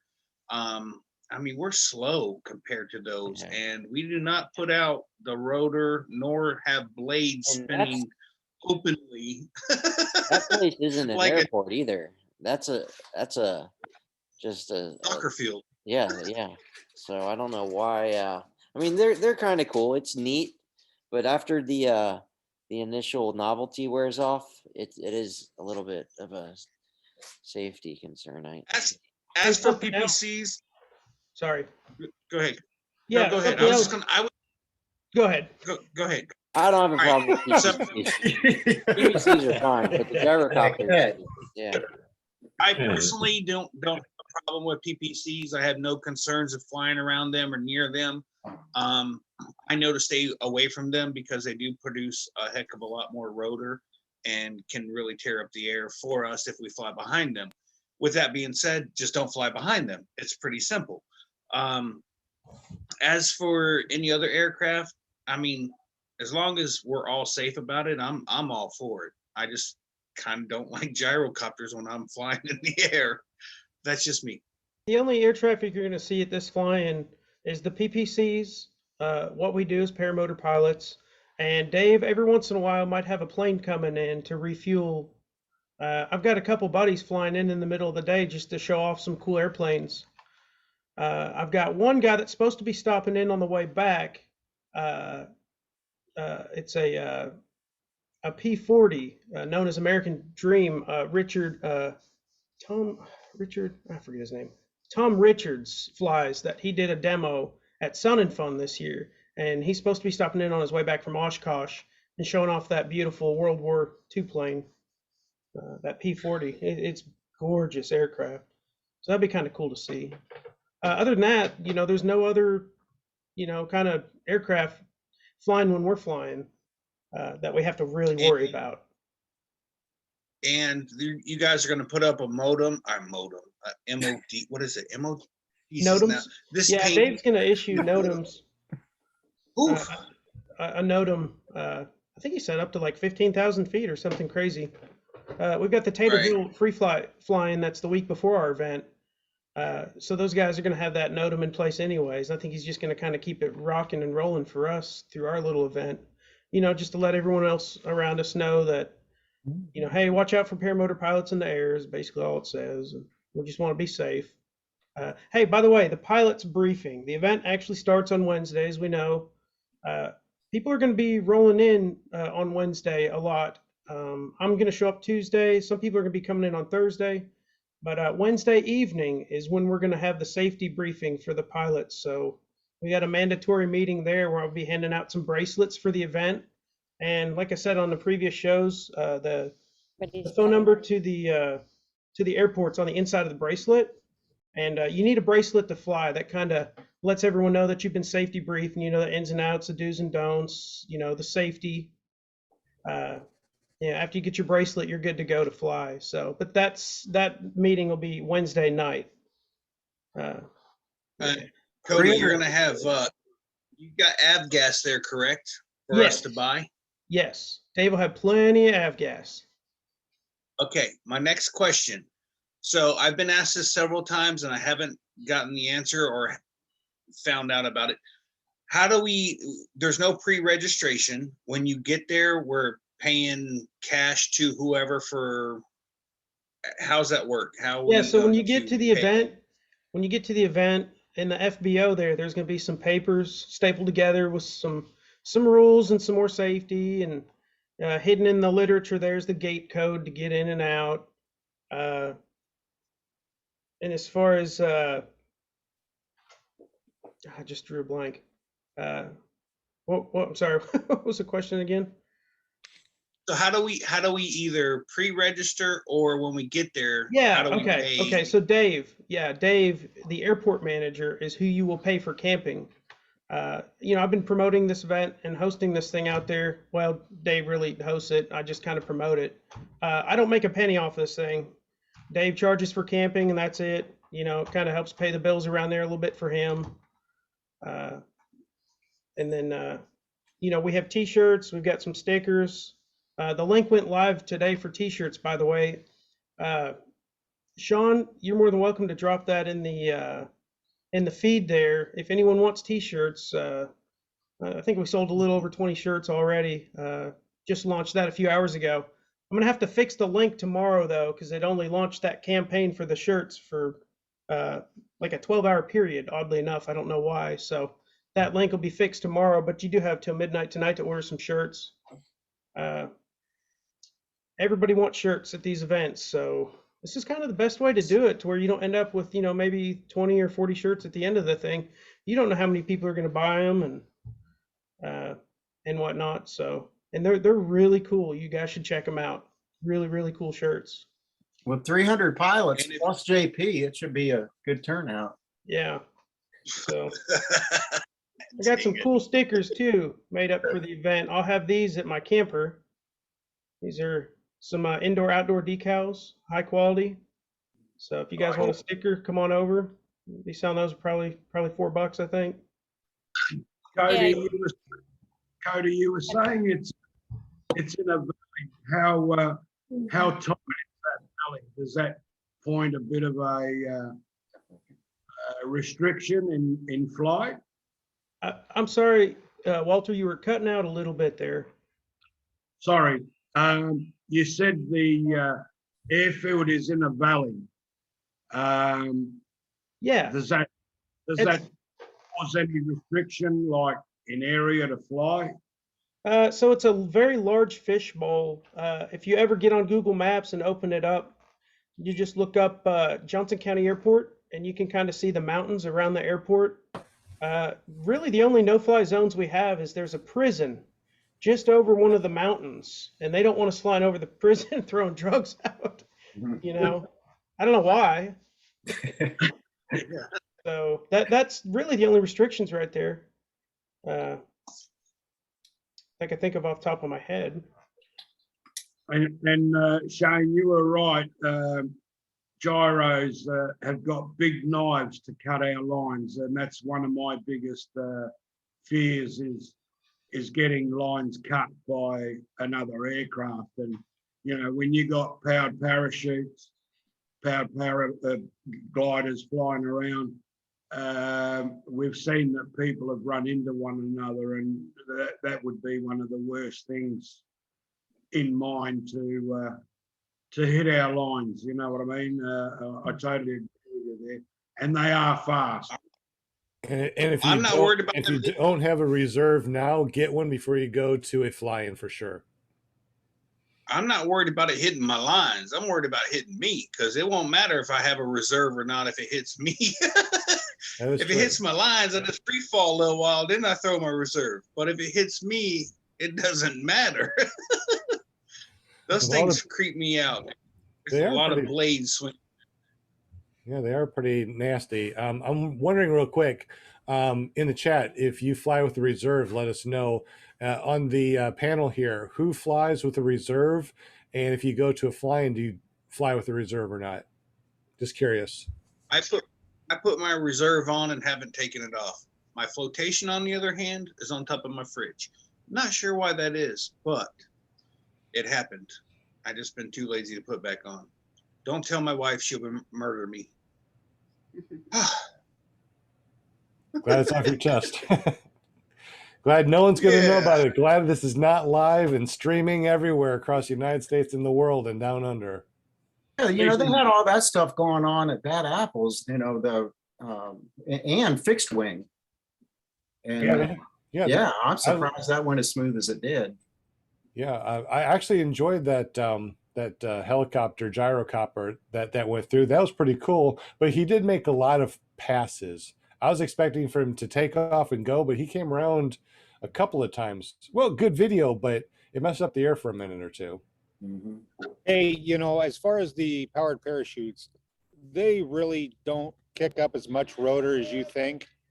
When we went out to that fly-in, we were flying right behind them, and it's, I mean, maybe a little bit more than a normal paraglider, but they weren't disturbing the skies that much. They are just like us. So there's really nothing to worry about with them. Eric, Thanks for your 100% agree with you on that one. The only thing is, if you've got a bunch of people kind of standing in one area trying to launch, it's definitely not a bad idea to wait about 2 minutes before you go. Right. But yeah, flying with them's not a problem at all. Thanks for your report there, Danielson. That was for Eric and his bandana there, his headband. Yeah, I was told I have to wear this to reach super cool status, to be like Jade. No, just sit next to Jade. You'll reach that way. I gotta head out. Hey, JP. Always a pleasure. I will catch you next time. Hopefully see you guys tomorrow on Shane's and Wednesday on Jade's. So. What? Where are you going? Always a pleasure. You're leaving us. We've been here for an hour and a half, Linda. You just showed up. I just got here. You can't leave. All right, guys. Good All right, night. love you, man. Good night. All right. See you later, JP. Yeah, Linda, we were talking about. That's my love. Yes. Linda, we were talking about jumping out of an airplane and then you jumping in 5 minutes. I was expecting you to come out of the sky. You know, the last 4 months have been going here with the parents. I feel like I jumped out of an airplane. There was many days I'm like, yeah, I'm going to get on that airplane and jump off it. No. I just want to say to Angela in the chat, that was a good one. Burn, shots fired. Oh, She said, bye, JP. No flushing this time. oh yeah, that was funny. Poor guy. He was like Got him. Yeah. So anybody in the chat have any questions for Cody? Because we literally have him available right now to answer any questions. Pretty much all of my concerns or questions he's answered tonight.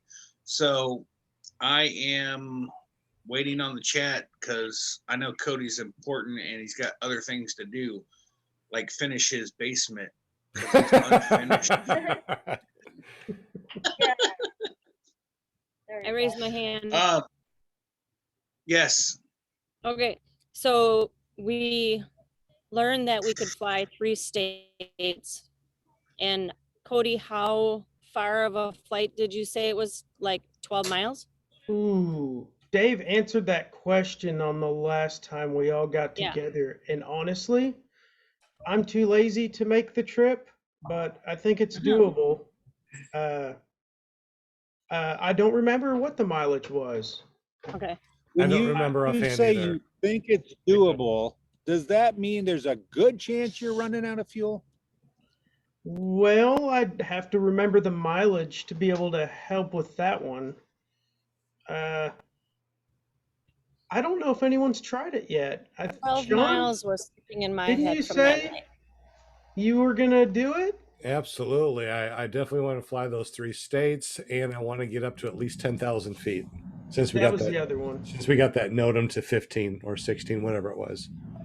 Well, I know my last flight, or actually the Saturday flight, was 58 miles, and I landed with 5 liters of fuel. So it's got to be under that. So I think we can all handle that, no problem. We should get a group together, 5 or 6 of us, and go do it. I would do it then. If we could get a group, I would go. As long as I can fly next to Jade, that's all that matters to me. I'm gonna touch her tip. No. All right. Just the tip. Just the tip, huh? All right. Jade, it's just a tip. Don't worry. Mom is still in the room. Please. Mom's giggling back here. She thinks y'all is funny as hell. I know she's Mom- still thinking Mom about the says- mosquito and the blonde joke. Yeah, I should have said it didn't make any difference because my hair is gray. She raised a Marine. She'll get over it. There's John. I have no comment. Just saying. I'm an old Marine, so I came back home from boot camp, and I said, "Pass the effing salt," and I'm like, "Wow, did I really just say that?" All right, and they're like, "Here's the salt, sir." So she's been around it. My wife's been around it. Everybody's been around it. It's no big deal. On the show, everybody has a clean mouth as best we can. We try to curve the cussing. But if you ever meet me outside of this arena, you'll understand I am a Marine, and I may say a wordy dirt every once in a while. Oh yeah. So be All right. prepared. It's all good. Cody, what do you fly? So I fly Yeah, foot Cody, launch and what- strike. Sorry, go ahead. I was gonna ask you what your equipment was, but go ahead. Yeah, Sorry. so I sell Power to Fly. I'm one of the Power to Fly importers. I've got a paramotor school called Smoky Mountain Paramotor, and we sell Power to Fly brand as well as ozone gliders. So I fly a Power to Fly RS model with the Moster 185 foot launch, and then I also trike launch because we teach both here. So it's kind of fun to go back and forth. Very nice. Ooh, I have never flown an ozone wing yet. I've only flown. Actually, I take that back. I've trained on a 30-meter ozone during school, and then I bought the Nubic 27-meter wing, and that's the only 2 wings I've ever flown outside of an SIV course.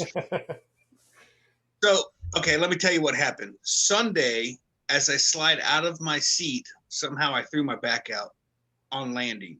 So I had to circle back around, readjust, and land with the back that was out. It was pretty good.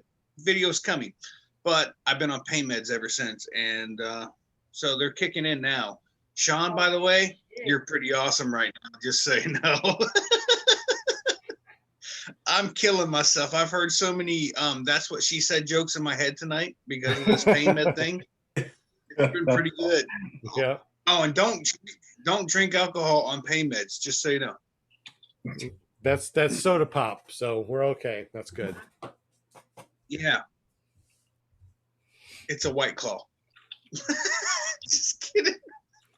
I can't. That's gross. So he's on pain medicines and edibles and alcohol. No wonder you're feeling so good. No, I got a commercial driver's license. I cannot be on nothing that doesn't. No THC. Holy crap! It is Now- kick. These are kicking pretty good right now. Sounds like it's kicked in. Poor Cody, he's kicked in the background going, I just came here to tell about moonshiners and you guys just keep on talking all over me. I know. I seriously. So I went to the website to look at the shirts. The shirts are, what are they? Is there a price difference on if some guy like myself that's fat that needs a 2X? Is there a price difference on that, by the way? No. It is $1.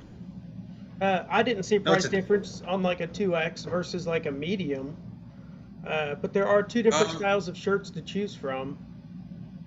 Some people like the it's a tri-blend shirts. They're a little softer. And then they've got that other, it's kind of a higher quality t-shirt material. It's a little bit less expensive. So if I click on the premium unisex tee at a medium, it's $24.99. If I go to the 2X, it's $1 more, which is not a big deal. That's on only the, on the fair. website. No, I agree. There's a hell of a lot more material for $1 more. It's. I mean, if Will wants to get a 2X and use it as a nightie, like a moo-moo, he could probably wear it like that. A moo-moo. As long as it says first implied, I'll wear it. But yeah, no, I'm after the show. I'll actually want to order one tomorrow because I don't know what I'm doing right now. Yeah, did we put? probably Oh, order yeah, he did. Bonfire.com. Is that right? Do what? yeah, Yeah, he's on Bonfire. Bonfire.com, and then it's like / 5th Annual Moonshiners Fly-In. The link is in the feed there. Yeah, I put it in. Yeah, I put it in the chat already, but I'll drop it again real quick for the people that haven't seen it. Yeah. If you guys want free stickers, you need to send me your correct address. Apparently, I've been sending stickers to old addresses, David Wolf, but he finally got his, so that's good. So okay, I just dropped the link in the chat again. So what's the difference then between the? I know what unisex means, but what's the difference for a guy to order a unisex versus well, they're both unisex, aren't they? So it's the tri-blend versus the premium. Correct. Okay, so what's the difference there between those two? The tri-blend is, I guess, made of more materials. It's actually a little bit softer. I wear a lot of tri-blend shirts. They're a little bit more expensive. The qualities are a little bit better. The shirt you're wearing, it looks like maybe might be like more of a premium style t-shirt and not just the cheapest thing you can go buy at Walmart. So with that being said, your tri-blends are going to be a little bit more expensive. They're a higher quality materials. That might be like what Mark sells, Shane. You know how soft that is, his shirts? Yeah. So, Cody, is there a chance if people didn't pre-buy shirts that they could buy them there? I know there's probably a limited selection or whatnot. Yeah, so unfortunately, my graphic designer got to me a little late on getting the design stuff to me for my stickers for the event and the t-shirt. So unfortunately, I hate to say, if you order a shirt right now, it's probably not going to be till you buy the fly-in. This batch ordered before midnight tonight are going to start shipping out on the 27th of July. I don't know how long it will take to get to you. Some people might have them before the event, but I can't make any promises to that. So I've got a lot of people too that, you know, they're buying shirts and they're not even coming to the event. So yeah, that's kind of the bummer. I didn't get this thing done in time to actually have them for the event, but every year, everybody always wants shirts. So we made some nice ones this year. I'm really happy with how they turned out.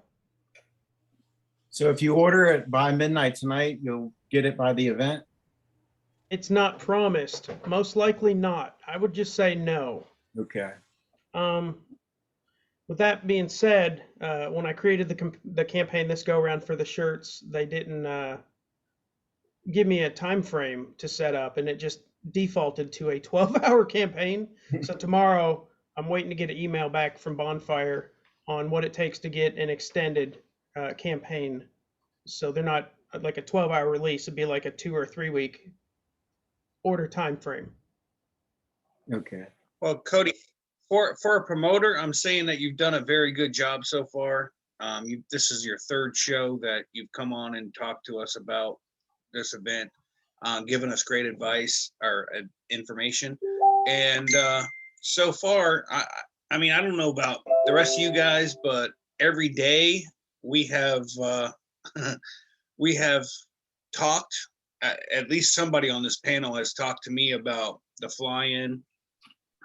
We are so excited, can't wait. I've got friends that are doing Airbnb that's just around the corner, I guess 6 minutes or 6 miles, whatever it was.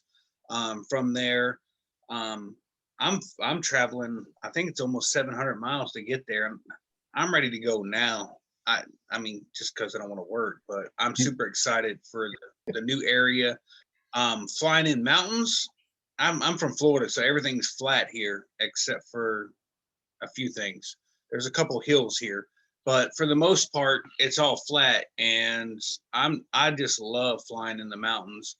With flying in the mountains, any concerns that you can give us, that any advice you can give us about flying around these mountains or hills, whatever you want to call them, for new people that haven't flown around them? Well, yes and no. So, I started my PPG adventure in 2012, and I live in East Tennessee, Knoxville, Tennessee, to be specific.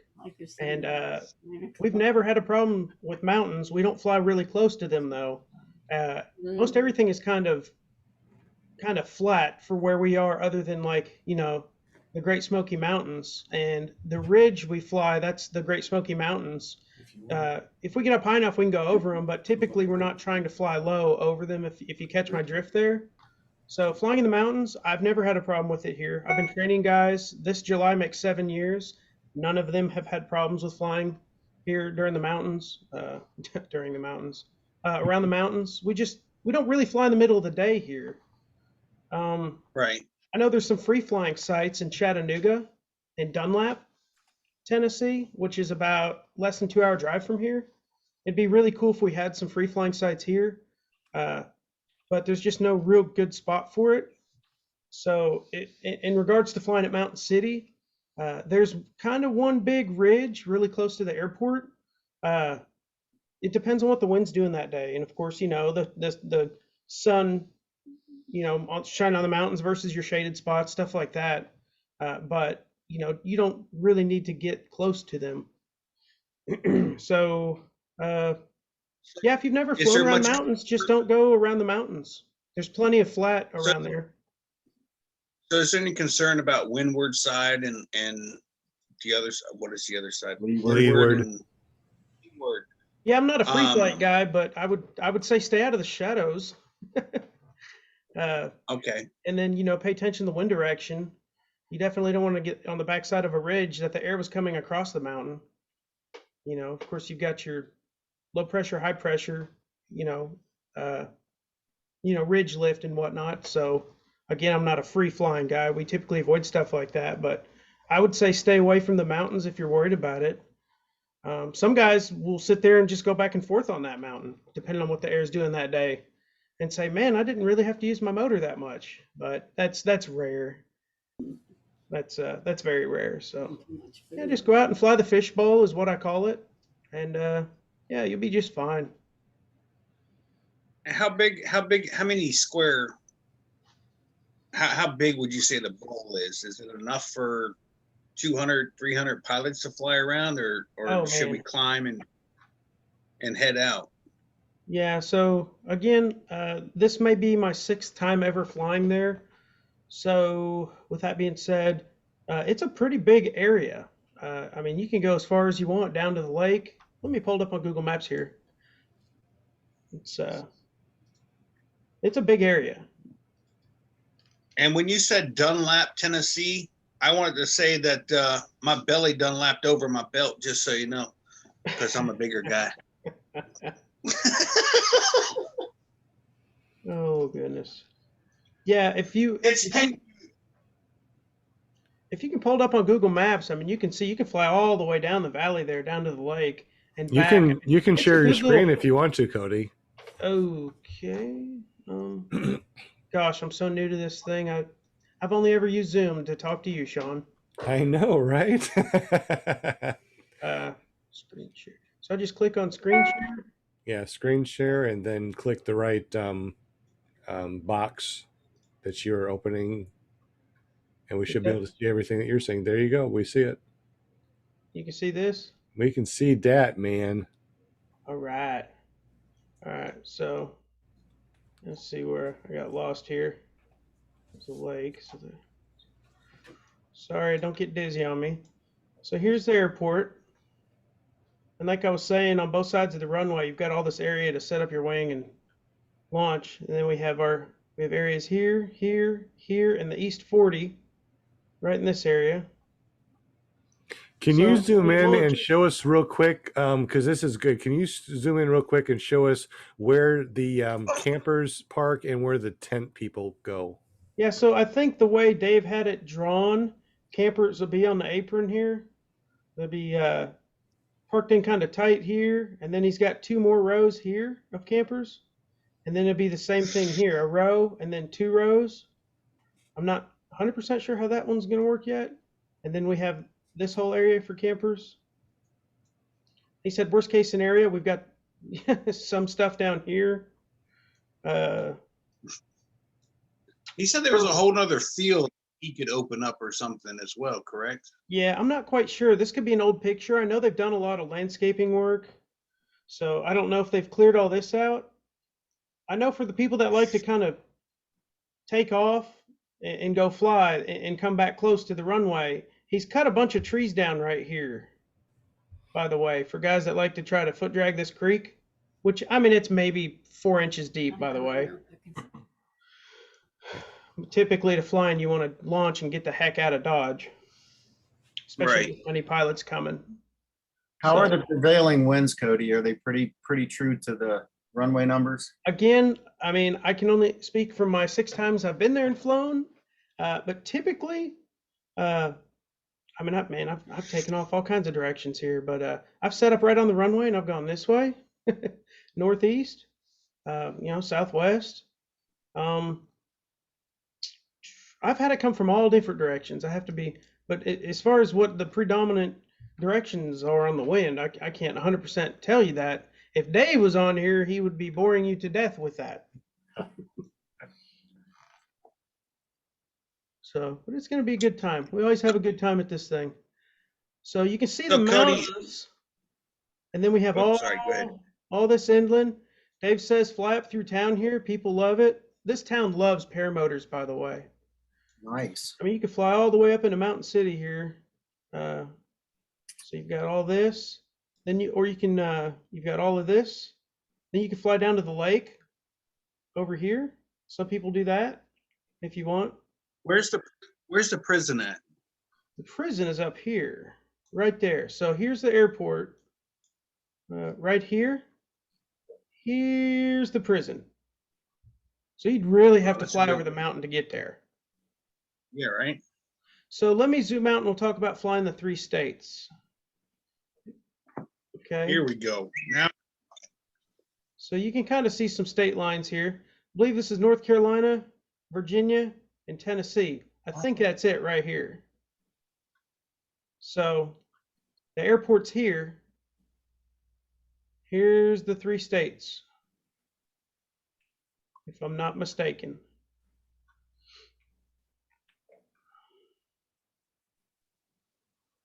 Yeah. Yeah, right here. So airport's about here. I know it's hard to see. So yeah, I'd be down if we could get a group of anyone that wants to go.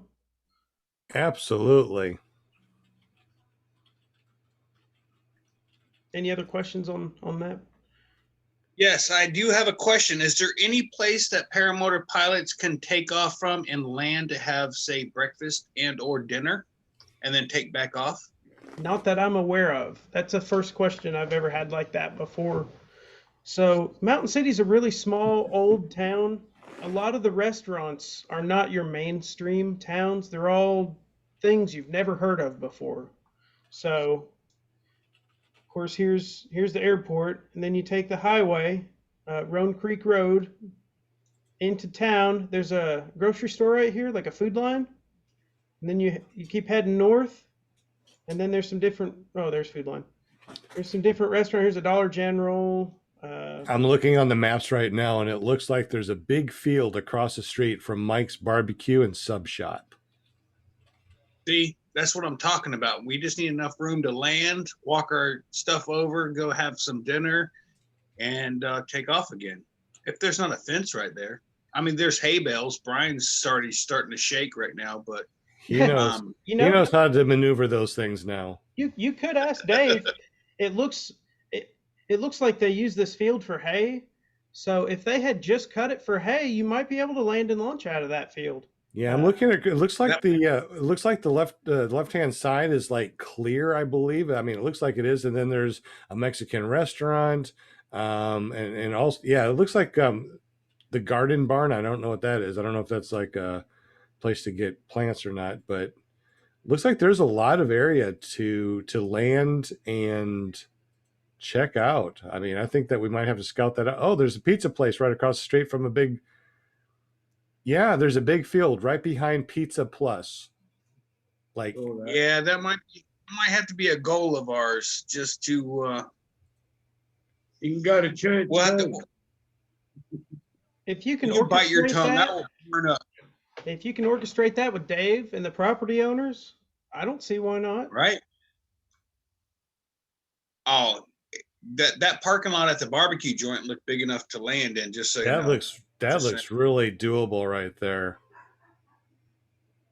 Yeah, I would totally do like during the middle of the day, if there's nothing going on, take a trip over there, drive over there and talk to the owner and see about flying in for dinner. That'd be pretty awesome. I like your style. Quick Lube at Denny's Tire and Quick Lube Center.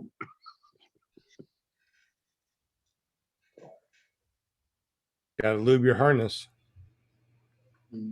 Oh, I heard two moans on that one. I see a Food Line, so we can go to Food Line, fly in there. There's a big area, and we can just go in there and get a sub or something in Food Line. Oh yeah, Cody, how far is Food Line is a grocery store? How far is a Walmart from there? I don't even know if there is a Walmart. There's a Dollar General, and that's right next door to Food Line. I'm talking about getting food because I'm not dragging all my food 700 miles. Yeah, he's not dragging campers. There's a couple Mexican restaurants. There's Pizza Plus, which is very good. Oh, it's awesome. I love that place. There's a parts store. If we need anything, O'Reilly's, McDonald's, Poblano's Mexican Grill. There's a seafood place here that's pretty good. I can't remember. Sherry's Chicken House is really good. KFC, Taco Bell. Yeah, look right behind the Taco Bell. There's a Farmer's Barbecue. I don't know if it's an actual barbecue place, but look at that big field there. This? Yeah, right. Yeah, look at that. Oof. I don't know if it's. I don't know. I mean, it looks like there's a Taco Bell and a KFC, so I don't know if they used it, but that's a nice big field. It looks tall. This stuff looks like brush. Well, look, it says that there's a KFC and a Taco Bell, so I think that's probably. Oh, that's right. These are brand new. Yeah. Yeah. So that might not work. Yeah. But yeah, it's a small little town. Not much around. But there's places to eat for sure. Look at okay, so there's a Flips Grill fast food right across from a big, right across from the Dollar General, and right behind the Dollar General, there's two fields. It looks like a baseball field and another field right above it. Here? Right where the Dollar General is, and across the street, there's a Little Caesars Pizza and a Flips Barbecue. This Dollar General? Yeah. Yeah, look at that. Look at behind it. There's a field behind it off to the right. Yeah, to the right of the Dollar General. Oh, a ball diamond. Yeah. Oh, right here. Yeah, the diamond behind it. The only thing you got to be careful of is there are power lines that follow this road. Something to keep in mind if you're trying to come in here. So. Man, you guys are hardcore. Maybe I'm just lazy. I've been doing it so long. Yeah, I mean, look right across the street. There's Flip's Barbecue. There's Little Caesars. You know? I mean, power lines, you run into them, you'll be shocked at how much pain it'll cause you. I mean, really. Dirt, dirt, dirt, dirt. But yeah, that baseball field right there. I mean, as long as you don't ask me to land on home plate, I'll be all right. You could do it. I don't spot land very well. I have reduced, I will tell you, I have reduced my landing zones from area codes down to a parking lot, just so you know.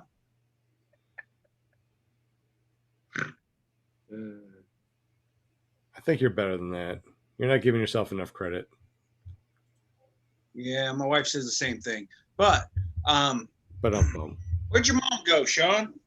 She had to go check something, so she had to.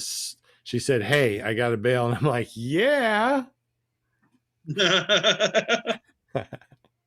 She's going to make you a sandwich, Sean. Well, honest. Of course. I'm not going to tell you that I just told her to go make me a sandwich. Come on now. And all this talking Cody, about food, I want a sandwich.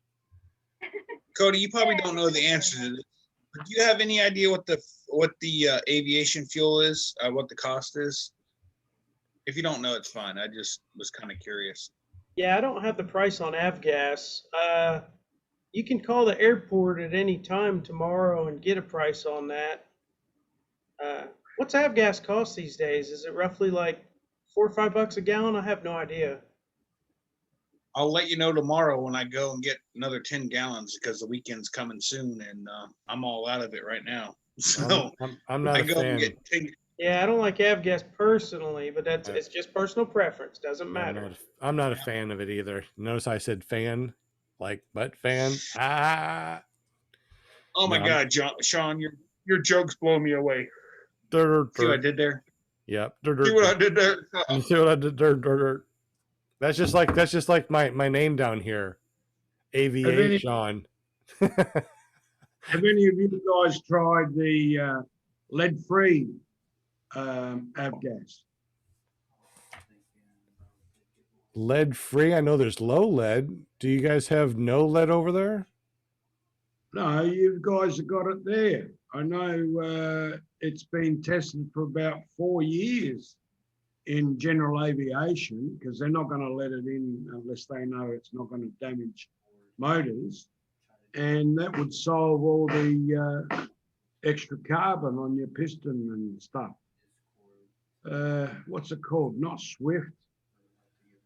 I don't know. Have you guys heard of any no lead? Yes, but it's expensive and it's typically made by VP or Sunoco or Renegade. When you start getting up in your octanes and fuels that are non-leaded or even oxygenated, the price goes like crazy, $12+ a gallon. Ooh. Yeah. Let's stick with pump gas. Amen. Yeah. I'm at 133, I think, hours on my motor. It's been nothing but, I shouldn't say it's been nothing but, I did accidentally buy some non-ethanol cheap gas once. 10 gallons of that, ran that, and then went back to avgas. And when you go to school and your instructor says, do this, buy this, use this, you pretty much stick to that. And that's what I've done. I've really never had much problems with anything with my motor. Since you normally do avgas, but you did do 10 gallons of regular pump gas, non-ethanol, could you tell any difference in power? I didn't notice anything. I was kind of scared to run it, to be honest with you. Like I said, I literally bought the low octane non-ethanol by mistake, and I'd already mixed in the oil and everything. I was like, screw it, I'll run the 10 gallons and then go back to avgas. But I didn't really notice any difference one way or the other. I do fly with a guy that buys the cheap stuff, non-ethanol, and he's flown it with whatever two-stroke oil he has that day, and he's never had an issue with his motor. So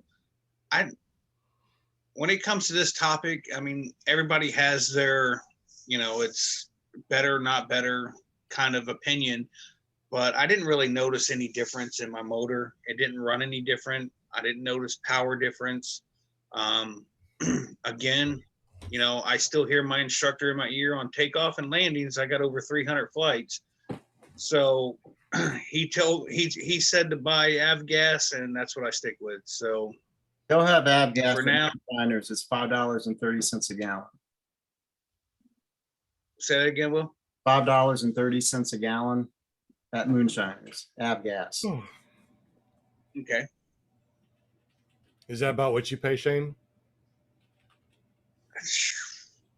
Man, I'm going to tell you something, and it's probably going to make all y'all be like, this guy's an idiot. So I go to the airport, I give them my name, I get 10 gallons of fuel, and I leave.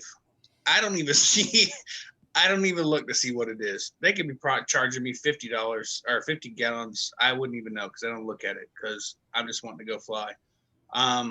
Actually, now that I'm saying that out loud, let me check my bank account real quick and see. Avgas $1,295. So I wouldn't. Oh my goodness. We agree. You're an idiot. Ooh. Yes. Hey, I'm okay. Listen, I've never claimed to be a smart man. I'm just saying. Hold on here. Let me go back. Will, you said it was how much? $5.30? Yeah, $5.30. Right, times 10 gallons is $53. So let's see what Shane pays for his 10 gallons. All right, hold on here. 53 gallons. I gotta get through all the McDonald's transactions. It's probably more than the avgas.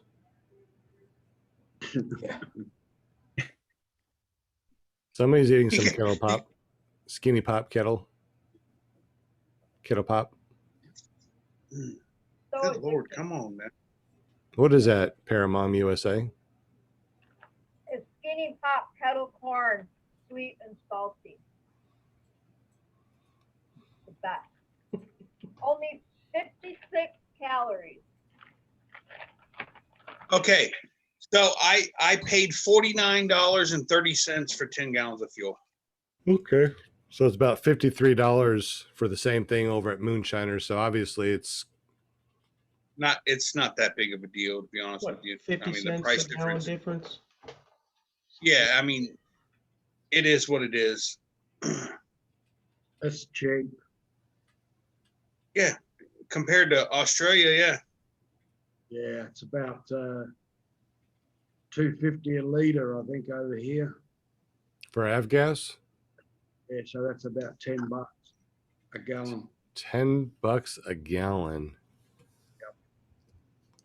Just yeah, I just can't complain over here. I mean, no, you can't. No. Well, think of an aircraft that takes 105 liters or something like that. You know, it's a lot of difference between you and us. Yeah. Wow.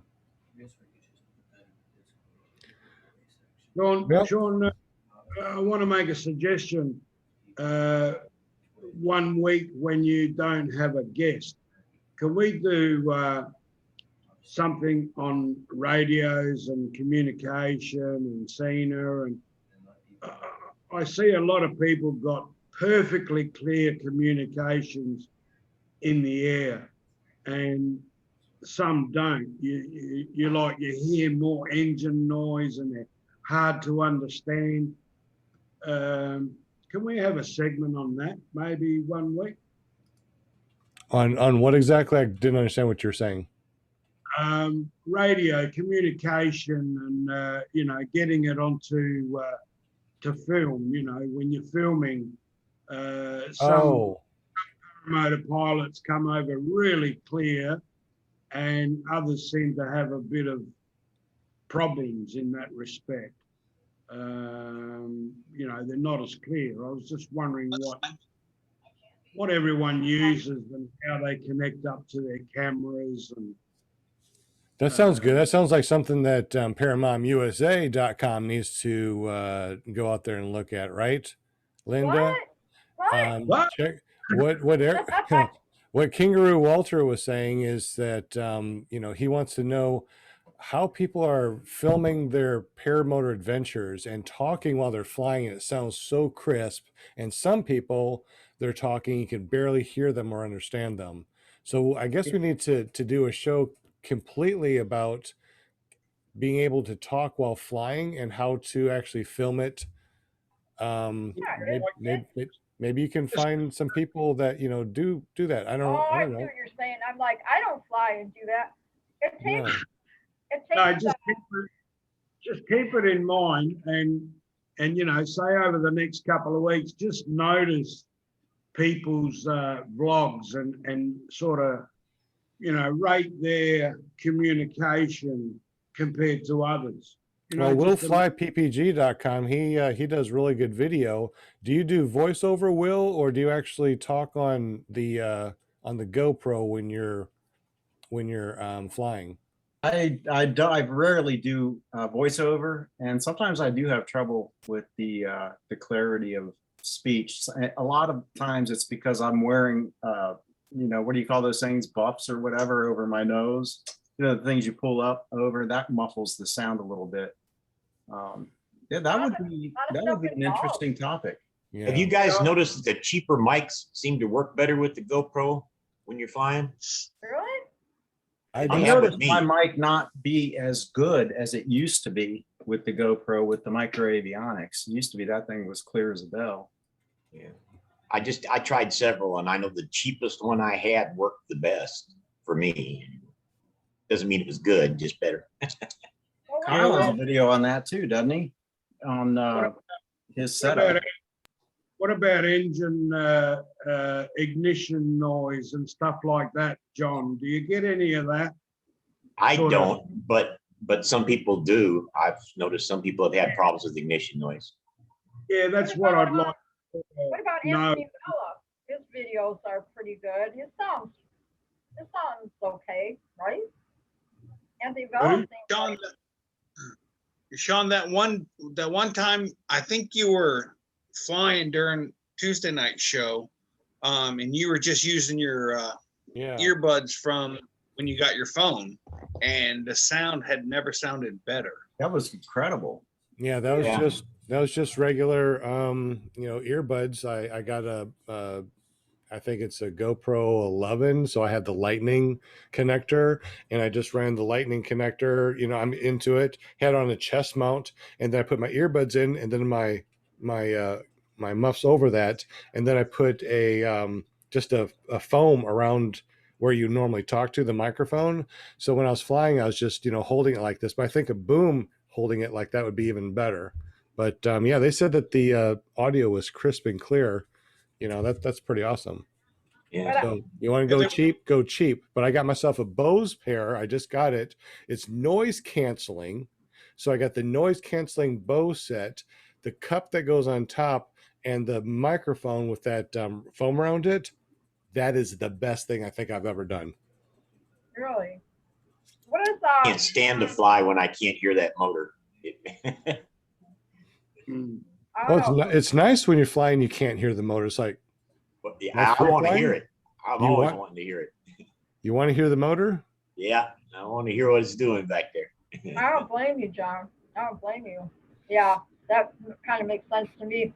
I don't know, you guys, when you have all this stuff going on, sometimes you got to be careful because you're all focused on, oh gosh, do I sound okay? Hope my video's all right, this and that.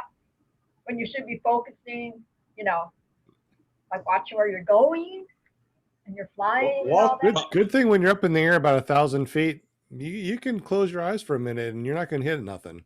Yeah.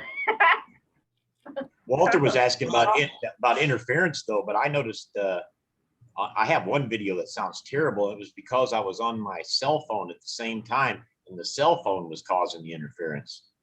I thought it was ignition, but it turned out to be the cell phone causing it. So you're on the phone with your cell phone, but recording a GoPro, and the GoPro audio sounded bad because you were on the phone. Yeah. Recording with the GoPro. Okay. Yeah, it was picking up. It sounded like ignition, but it wasn't. It was coming from the phone, because when I disconnected that, problem was over. Yeah, John. So you can also get your spark plug R's, which have got resistors in them. Whether some people use them or what, I'm not 100% sure. Yeah, everybody here, I think, uses them. My Rotax having 2 spark plugs per cylinder is shocking, and a lot of guys really struggle to hear what I'm saying unless I throttle down. Yeah, it's just one of those things which I got to get better, and I'm just curious on what everyone. Well, they sell those magnets that you can put right on the wire that'll knock that right out. On the radio wire? They make them that you can actually put on the plug wire and knock that interference out. But they do make them for the radio wire too. Yeah, yeah. I've got a set of them here. You talking about the ferrites, John? Yeah, Little ferrite snap-on things. Yeah. Yep. They work. Yeah. See, Carl O's always pretty good too, and I know he uses cheap mics and stuff like that, doesn't he? You know? Yeah, he does. And it seems to make a difference. Maybe the better quality they are is they pick up more crap. I don't know. I got a question for Cody. So, do they have a 2-meter radio, or do they use aviation radio at the airport? Dave will be walking around with one. With one what? Yeah, like an aviation radio. Honestly, I wish Dave was on here to talk about that. Some guys like to fly with radios. Most of us don't. So typically there's not, going to be anyone on the ground running, okay, you're clear to land, come on in kind of thing. But I know you guys like to hear what's going on around you. With that being said, with the NOTAMs in place, I don't think you're really going to have to be concerned about radio air traffic as much as you are just the other paramotor pilots around you. So right. I'm not a big radio guy. I like to use my phone and my Bluetooths. So, just kind of keep an eye out for everyone else. If you want to do the radio thing though, Dave, there'll be a frequency that you can be tuned in on. And if he's got an inbound or an outbound going, he'll let you know. But typically what he does with that is he's got that little yellow Jeep. And if you're flying anywhere near the airport, he'll come up and down the runway a time or two with the lights flashing on that Jeep. That means clear the end of the runways. I've got one coming in or one about to go out. Right. Yeah. Yeah, I ended up buying a 2-meter radio. I don't have an aviation one. One of the co-hosts that are normally on here, Brian Haybell Waller, he's always said that he doesn't like it that most of the pilots don't fly with even a 2-meter radio. So I went out and bought one. It's not an aviation one, but I was just kind of curious, just kind of giving information for anybody that may or may not have a aviation radio. But just since I'm hearing you're talking about it, tell me some of the pluses and minuses about carrying it at this fly-in, because I'm curious. Maybe this is something we make a thing. Entertain me. Yeah, please. I was going to ask the same thing. It's a good thing, Cody. It's a good thing that if someone's on airband to transmit on 2-meter to everyone, because they don't know that there's a plane coming in or whatever. So if you've got someone on the ground that is on airband, let them transmit to 2-meter that there's an aircraft coming in. It's always a good idea. Okay, I like that. Well, the reason I got the 2-meter is because Brian, when we set out to do something like going to fly to 3 states or what have you, there's no communication with people. Such as Will and I, we're going to go do a Mile High and he had engine trouble, but we didn't have communications. So I think if people had a 2-meter radio, they could at least, you know, contact one another. I got the Cena, but unless you're damn near doing a wingtip touch with each other, you're not going to get good reception. You're not going to be able to talk to one another very well. Yeah, I've used the I pretty Cena much since used 2015, and we've not had any problems with them. But we're not doing Bluetooth to Bluetooth. We're just doing a mass 4 or 5-way call. You know, if there's 4 or 5 of us flying that actually want to talk to each other. Yeah. Not had any issues with that. We do. I mean, if I call you, it's great. But Bluetooth to Bluetooth, you have to horrible. Almost be. Yeah. Yeah, you almost have to do. So I pretty much bought a $200 earbuds to listen to music while I fly, because it ain't worth it for anything else. But I did go out and buy the 2-meter radio just so that if Brian and I wanted to communicate during flight, or anybody else, we could all set up a bandwidth and go from there. Does the if you're listening to music on your Cena and Waller calls you on 2-meter, does that cut in? Yes and no. I have a separate speaker, if you will, in my headset. So I would have to hit pause, click into Brian, say whatever to him, and then move on. But I've yet to use it. I've carried it since I had it, which has been probably the last 10 flights. I've never even turned the thing on, but I have it for whatever reason. I'm just getting used to carrying it for situations such as flying with Brian or whatever. Shane, that's the problem with the aviation radios when you're flying these things, because they're all push to talk by regulation. And push to talk is not convenient when you're flying a paramotor, you know? Right. And so other than, you know, calling a tower or something before you take off, or maybe when you're approaching an airport, maybe if you don't normally go there, aviation radio doesn't do us a bit of good, you know? That's a big point, because I'm hands-free, John, so yeah. I've always pushed to talk. You have to push to talk Bluetooth that you can put on your throttle, though, right? Well, yeah, you could. I mean, you can do it. I'm just saying, but it's you know, something else you add, and pretty soon, you know, we're going to have cockpits and wings and 2 engines. You know what I'm saying? The whole idea here is to fly with a little bit of nothing, right? Right. Amen. Hey, John's making a damn good point. We're all laughing at it, but it's true. Before long, we'll have GPS 12-inch screens and radios hanging out of every pocket. Yeah. I like John. Man. Yeah.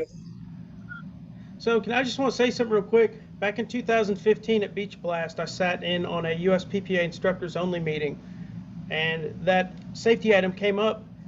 Hey guys, what are you doing these days with instruction with your students? And then of course Bluetooth came up. I've been using that ever since. The idea of a student having to really kind of take his hand off a brake toggle or reach over and hit a push to talk when he's hanging out of his harness having a hard time getting in his seat is not really the safest thing to be having somebody that's new to the air do. So to have a instant form of 2-way communication instantly between the pilot and the instructor is I don't know what else better you could do instantly. So I know my first flight in 2012, my first 2 flights, my instructor was talking to me on an FRS radio through my headset. I couldn't get in the seat those first 2 flights, and I couldn't reach over and hit a push to talk button to tell him, hey, I can't get in my seat. He's saying, okay, it looks like you're having a hard time getting in your seat. Just wiggle your legs for yes and no. And man, I tell you, my abdomen was killing me that next day, just kind of holding my legs up a little bit. So it's invaluable to have a instant form of 2-way communication. I truly do believe that now. I totally agree. And the real phone's quick, the best way. Amen. Yes, that's what we do. And real quick, Will Fly PPG says that he's got to go. So Will Fly, thank you very much for joining us and being here, helping me from the very beginning, because I was worried that we weren't going to have anybody on this panel. So thanks, bud. I appreciate you. Lots of fun. Thanks for having me. If you want to go over to his channel, willflyppg.com. He makes amazing videos, and he just put one out there. I haven't watched it yet. So if you go there now, watch it and put up a comment before I get there. I'm going to see that you watched it. So I appreciate y'all. I just subscribed, Will. Looks Oh, like a good thanks, channel. man. I was checking it out. All right. Yeah, Will, where are you going? Are you going to eat again? Yeah. How did you know? Dinner's getting cold. That's exactly right, man. You know me, don't you, Eric? See you, Will won't fly in the morning. No. Good night, everybody. All right. All right, Will. Later, bud. Hey, Cody, if you want to see a real shit show of a channel, go to my YouTube channel and stop laughing when you get there. If you want to watch a very awesome podcast on Tuesday night, go to his channel too. That's right. Oh man, I got you all beat for a shit show. Oh yeah. Your last vlog was all right. Seeing four other powered parachutes in the air with you. That was quite interesting. what are you talking about? Yeah, what are you talking about? What? What? Your weekend flight with you had about 3 or 4 other flying with you. That was quite good. Oh, you're talking about on Facebook during the live or whatever. Yeah. Yeah, that was I'm gonna actually steal that off of my Facebook page and put it into my video as well. Just because it was actually some pretty good. Right now here in Florida, we have sea turtle season, which is the sea turtles come up at night. They go up on the beach, lay the eggs, and then go back. Yep. I've actually never seen this in person myself. But the first time I was flying, we were flying the beach, and I actually got on video a sea turtle going back out to the water. It was actually during the early morning, and normally they're under the cover of night. So it was pretty cool to see a sea turtle during the day, during a flight. So whenever I get around to finishing editing and getting that all together, there was a lot of nests and footmarks back to the ocean. I noticed. Yeah, it's like a highway right now. Yeah. Every morning you can go down the beach and it's just new turtle tracks everywhere. They come up, and you're talking turtles that are 200-300 pounds that lug themselves out of the ocean, go up and lay 50-60 eggs after digging a hole, cover it back up, and then lug themselves back out to the ocean. It is actually a pretty it's a pretty neat experience, and maybe I might even do it. You know what? Tomorrow night for my show, I think I'll go to the beach, and maybe during the show I just walk the beach, and then at nighttime maybe we can stumble across this turtle walking out of the ocean. What do you guys think about that? Be pretty cool. Yeah. If it happens. Yeah. And also when they start hatching, Shane, that would be another good one.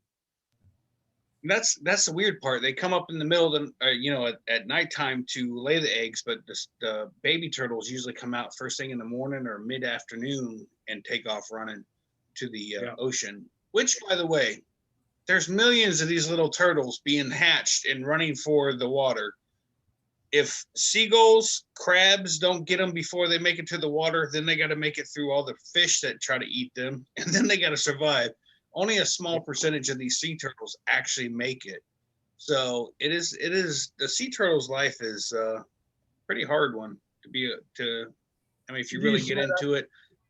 You say they lay 50 or 60 eggs at a time. Yeah. Wow. And it's weird too, because a sea turtle will dig a fairly deep hole, and then these eggs drop from say 2.5 feet height, and they just fall on top of each other. They don't even break. But then these baby turtles manage to dig all the way back out and then go for the ocean. So they got to survive digging themselves out, then avoid seagulls and crab. And then they got to make it to the water. Once they get to the water, then they got to make past all the fish that are trying to eat them. and then they got to go and survive out in the big ocean. Talking about being a little fish of the ocean, try being a little sea turtle of the ocean. It's pretty. Well, that's it's just like our life. We're constantly trying to avoid crabs too. Anyways, hey Cody, I got a question for you. Where would Eric? Ever. That was the funniest one ever. That was good. That was good. Cody, where is a good place? There's going to be a couple of us coming in a little early. Where would be like the best place for the Clear Prop crew to be potentially, if you could recommend something? Yeah, I'll pull up the live screen share here again in a second, show you the airport. I can show you where the moonshiners are set up, and we're kind of set up on one end of a hangar, and that's typically to kind of leave room for everyone else to have kind of nicer spots. It depends. Do you want to be on asphalt or you want to be on grass? That's what I need to know first. Well, I was waiting for you to say we're setting up here on this end of the hangar and we want you all the way down there. Oh, come on. I'm not that mean. I think just maybe like a mixture of the grass and asphalt, because I was talking to Shane a little bit and he said that, that way you're not pulling grass into your camper, which makes sense.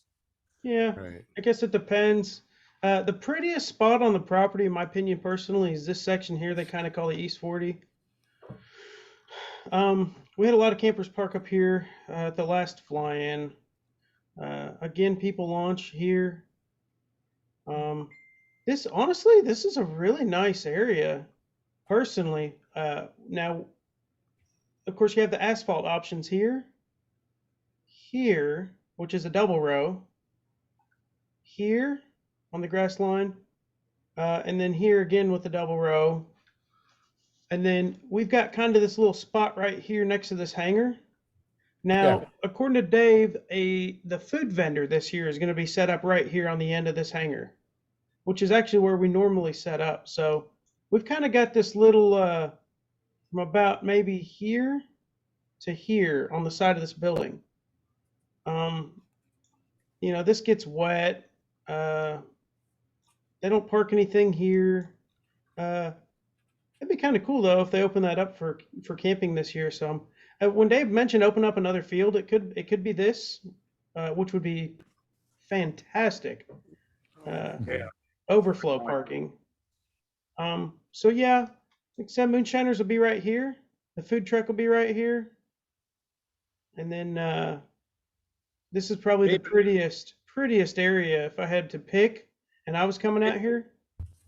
Even the other side of the runway, Cody, by the to the left-hand side of the windsock, that looks like a good area too. Right, yeah, right here. No, the other side by the windsock. Over here? Yeah, that looks like a big area as well. Yeah, this is again going to be areas that people can launch and land from. Okay. Those would be takeoff and landing areas on the sides of the runway. And as far as this area right here, this kind of gets kind of marshy. This is a wet area. There's a culvert that goes under the road here for drainage. So this area is wet. And then, of course, this is all water. This is the lowest spot, too. And then there's also another culvert here that goes under the road. And this is all drainage as well. But you can walk across this. It's very shallow. And you can set your wing up over here. A lot of guys set their wings up here, all through here, and launch. Some guys launch from here. All of this, actually. They launch all of this. And then, of course, this area. So, yeah. It's kind of is what it is, but it's a beautiful area to fly. Mountain City's absolutely gorgeous. If you've been there, as soon as you pull up, it'll take your breath away if you've never been. Are your runway lights 18 inches high, or are they in the under flush with the ground? These guys they're elevated, so okay. Are you talking about like off of the runway? Yeah. Yeah. So these, I mean, they're they're above ground. They're not flush. Okay, I see them now. Okay. You might want to dodge those guys, but they're kind of spread out. Yeah, There's right. there's not one here. But they're they're easy to dodge if you need to. Yep. So yeah, this is a big area here. So yeah, if you've never been, you guys are in for a treat. This is my favorite flying of the year that I can get to. Nice looking airport and area. It's all very green, which to me, living in Australia, we don't get a lot of that. That's because you're upside down and the sun can't get to you. Well, the rain falls up the other way, doesn't it?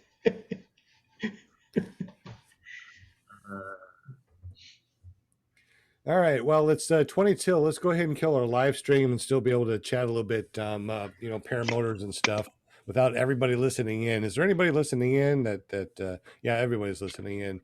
Looks like Linda dropped out too. So we don't have a lot of people listening. We're down to the last 6 people on the panel. What do we have? Oh, wow. We have 13 people actually watching, 26 likes. Absolutely, totally appreciate it. Like I said, anybody that donates in the chat tonight gets a free calendar from us. Look at that. It has everything about us. A year and a half calendar. So if you guys want any donations, I'll send you a free calendar out. So totally appreciate you guys hanging out. Let's go ahead and say goodbye, everyone. So let's start off with Cody. Where can we get up with you, and tell us a little bit about that Moonshiners and how to find it.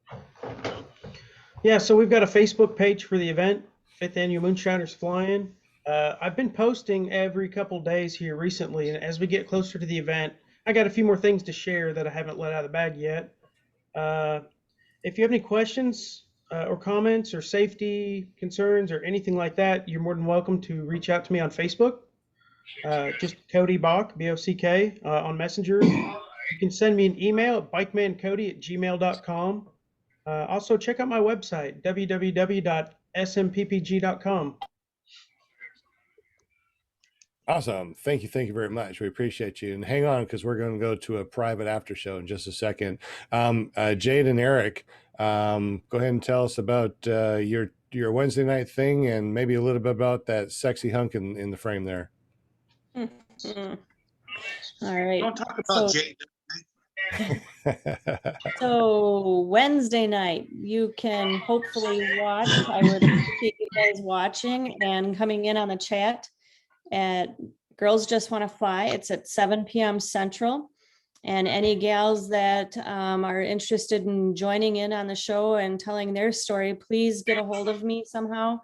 You can get a hold of me on Facebook at Jade Lear, or make a comment in YouTube at paramotorgirl.com, or I go by Flying Flamingo Jade.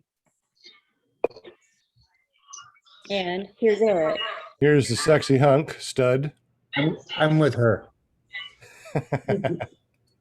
And you can find your shenanigans over at PPG Lear. So we appreciate you guys for hanging on here.